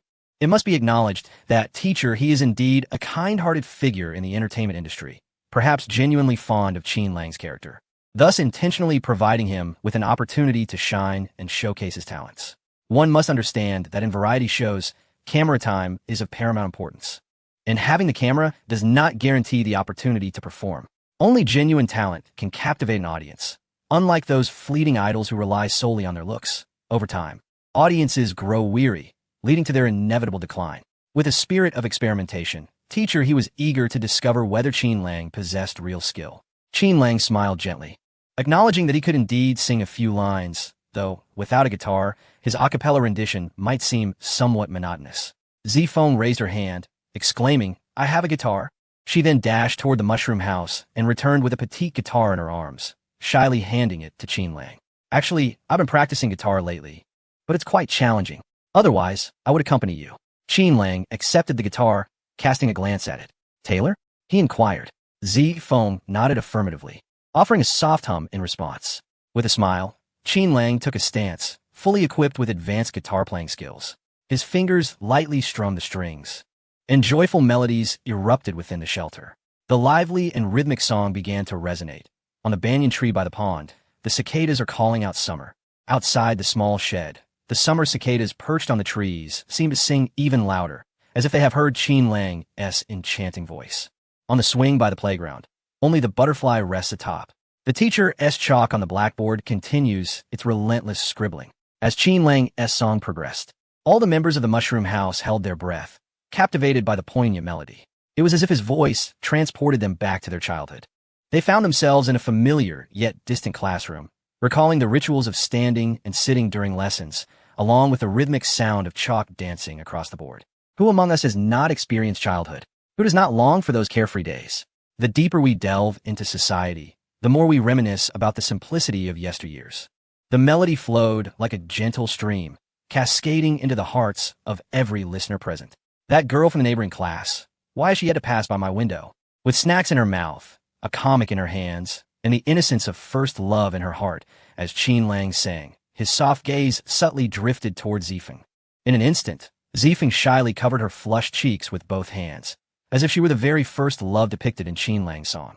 Teacher, he quietly observed, tears glistening in his eyes, touched not only by the performance, but also by memories of a girl he once secretly admired in his youth. Qin Lang withdrew his gaze, continuing to sing melodiously. It is always before sleep that I realize I have only completed a fraction of my homework. It is only after the exam that I discover I have not studied the necessary material. Time is as precious as gold, as the teacher once said, yet it is difficult to buy even a moment of it. Day after day, year after year, I yearn for the childhood spent in anticipation of growing up.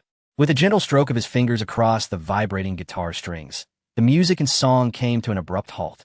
The small shed fell silent. Everyone still immersed in the innocent, carefree, and slightly mischievous childhood that Qin Lang had so beautifully portrayed through his song. But suddenly, the singing ceased. All reminiscences came to an end. Teacher, he wiped his reddened eyes, wondering if it was truly over. Qin Lang, how could you? With such a wonderful atmosphere, why sing this song? Don't you know that those of us who are older often dread reminiscing about the past? Huang Xiaochu queried, puzzled, this song. It feels unfamiliar. Yet, it is so well written. Had it been released, it should have been a sensation. Teacher, he was taken aback. Qin Lang, please don't tell me this song is your original work. Qin Lang smiled warmly. This song is titled Childhood. It exists in the parallel world I traversed before, and here it has yet to appear, merely preserved in my mind. To elaborate further would only seem cumbersome. She has stood in a daze, her eyes wide in astonishment, still echoing with Qin Lang's joyous melody. She never imagined that her junior could sing, let alone with such a beautiful voice and skillful guitar playing. It dawned on her that she knew so little about Qin Lang. Perhaps she had not pushed him enough. One would only discover the depths of his character by prodding a little. Zifeng, cupping her flushed cheeks, gazed at him with starry eyes, her bright gaze captivated. Another song, Peng Peng eagerly exclaimed. Qin Lang shook his head. Let us refrain from that. In the realm of variety shows, the focus is primarily on the camera, and having showcased his talent once, he felt it might appear boastful to continue. Besides, he did not come here to become a star. His intent was merely to raise his profile slightly within the circle, facilitating future developments with his wealth and capabilities. Later, under the suggestion of teacher, Zifeng and Peng Peng followed suit to perform a cheerful rendition of the Happy Little Frog. It was indeed lively, yet with Qin Lang having previously showcased a precious jade, it seemed somewhat lackluster in comparison. As the moon ascended to its zenith, the first episode's recording drew to a close. In the live broadcast room, the comments surged rapidly. The singing was simply exquisite. The lyrics of childhood are nothing short of brilliant. It feels as though my memories of school days have been vividly encapsulated. Could it be that the lyrics and music were all crafted by Qin Lang? Why is there no information about this online? It truly appears to be an original piece. Nothing comes up in searches. I long to hear it again. Could any generous soul capture this song? I can sing it. My mind, I already know the song. My mouth, no. You do not. Ha ha, how relatable. Initially, I thought Qin Lang was merely wealthy, but who knew this fellow was such a hidden gem? A veritable treasure trove, with abs and original songs? What a find. I wonder if Qin Lang will still be present in the next episode. Indeed, I sincerely hope my husband will stay on. Chapter 191. Once the script is out, the actors must come forth. The members of the Mushroom House began to tidy up the dining table. Qin Lang and Xia, having just arrived, had yet to make their beds and were now following Peng Peng and Ziefeng back to the room to spread out the bedding. Director Chen entered the small shed. Observing teacher, he and Chef Huang tidying up. Today marked the inaugural live broadcast, which had reached a staggering peak of 13 million viewers. Wow, so many? Teacher, he exclaimed in astonishment. Initially, it was anticipated that at most 3 to 4 million would tune in, which would have been impressive. This was the first live show for Wishing for a Dream, and even with Xia's presence, an increase of a few million would have been remarkable. How did it surpass 10 million? 13 million watching live. Director Chen nodded. Qin Lang's appearance was a significant variable. However, every time he exhibited such unpredictability, it sparked conversation, as if he were born for the entertainment industry, capable of igniting the audience's curiosity. Each time, he would transform an unstable variable into a magnet that not only attracted viewers to the live room, but also retained them. He had just surveyed the fluctuations in audience peaks, and each significant spike was largely due to Qin Lang. Not to mention the captivating face that drew in female viewers. Even the men would be curious about what else this fellow had to offer. If it weren't for Teacher He's suggestion, who would have known that Qin Lang could play the guitar, write lyrics, compose music, and deliver such a beautiful song? Chef Huang bluntly pointed out, "Old Chun, are you suggesting we keep Qin Lang as a permanent guest?" I have no objections. Although Qin Lang may appear somewhat frivolous, he is actually quite delicate. Just as when Peng Peng requested another song. Did you truly think he had no more to offer? I simply felt that in such a setting, it would be gracious to leave the opportunity for my sister and Pumpa. This child possesses a certain charm. Teacher, he also smiled. And I too wished for Qin Lang to stay. If he were to remain, my sister would undoubtedly be overjoyed. Throughout the day, my sister had participated in the event with the most instances of shyness since her debut. I suspect that the number of times she blushed in the first 3 seasons combined is not nearly as high as the blushes she experienced in the presence of Qin Lang today. Director Chen raised his hands in exasperation. Addressing the 2 teachers, I am not seeking your opinions. I wish to inquire how we might persuade Qin Lang to stay. As you have observed, he is not lacking in financial motivation. It is utterly futile to think we could entice him with monetary compensation. Rather than believing that Qin Lang would remain for the sake of money, I would prefer to think he could simply buy our production team outright. Huang Xiaochu and Teacher he exchanged knowing glances, both revealing a resigned smile. On a summer night, the cicadas chirped. Qin Lang, lying in bed and unable to sleep, was startled awake by the vibration of his phone. He closed his eyes, bringing the device closer to inspect a message from Xia. "Xia, are you asleep, little junior brother?"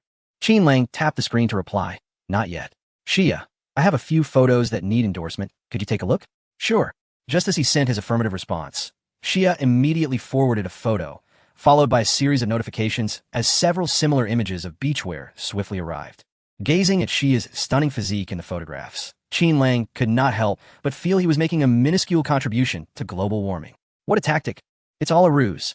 Previously, he had requested photos from Zhou Ziqing, yet here Xia was sending them voluntarily? Was she too eager in her pursuit?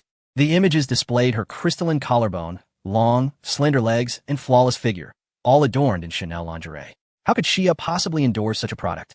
Qin Lang was suddenly jolted awake. The thought of showcasing Xia's provocative photos on the big screen for her fans was rather unsettling. Though he may have his flaws, he generally maintained a strong moral compass. He quickly texted, "Senior sister, didn't you previously endorse a lingerie brand? What prompted this sudden desire to represent Chanel?" Xia replied, That's more like it.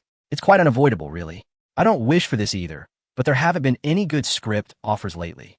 If I continue to rely on past successes, my fanbase will surely dwindle unless I release a new album or secure enticing roles."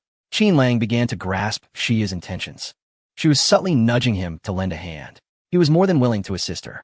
With regard to music, he was aware of many songs that could become instant hits, and Xia's heavenly voice could undoubtedly master them. However, in the realm of songs, there exists but a solitary performer. In comparison to the film contracts, it pales significantly. If only Zhou Hao, the prodigious son of the entertainment industry, could conjure a script. Alas, That fellow Zhou Hao is likely too preoccupied to pen a script, consumed by his own affairs, and still, one must await his involvement. First, let us produce a script. Qin Lang retrieved a memory fruit and, upon swallowing it, a mere thought manifested a novel he had once perused, as if it materialized before him in tangible form, ready for his perusal. Each word and punctuation mark was astonishingly clear. Goodness! Even having witnessed the formidable prowess of the memory fruit, Qin Lang could not help but exclaim in astonishment. Indeed, he had read the legend of the Condor heroes. But who could recall it with such clarity? Merely remembering the general plot is already quite impressive. Now, not only could he recall the storyline, but he could also transpose the complete version into this world. It is well known that Mr. Gene's martial arts tales are guaranteed ratings champions in that realm. Countless adaptations have birthed numerous A-list stars, even those of the highest echelons. With the memory fruit in hand, does Xia still need to rely on her past glories? Does she still need to endorse Chanel's lingerie? Nonsense. As the night deepened, after engaging in conversation with Xia for a while, he retired for the night. The following day, at the break of dawn, Qin Lang, after freshening up and rubbing his sleepy eyes, descended the stairs. Sister Zifeng had already awaited him downstairs. Upon seeing Qin Lang, she dashed to the kitchen and brought forth a bowl of simmered milk. Qin Lang, you haven't had breakfast yet, have you? This milk is brewed from our sponsor supply. He graciously accepted the bowl, the milk having been simmered to a slightly viscous consistency, crowned with a delicate layer of cream, its rich aroma wafting enticingly, stirring one's appetite. Thank you, little sister. Qin Lang gently ruffled Zifeng's little head. Zifeng squinted her eyes, relishing this moment of tranquility. The weariness that lingered from waking up early dissipated entirely in that instant. How delightful. Chapter 192. The little girl's heart is heavily burdened. Qin Lang savored the milk slowly, glancing around the mushroom house, and inquired, "Is there a computer here?" Zifeng nodded. "Yes, there is.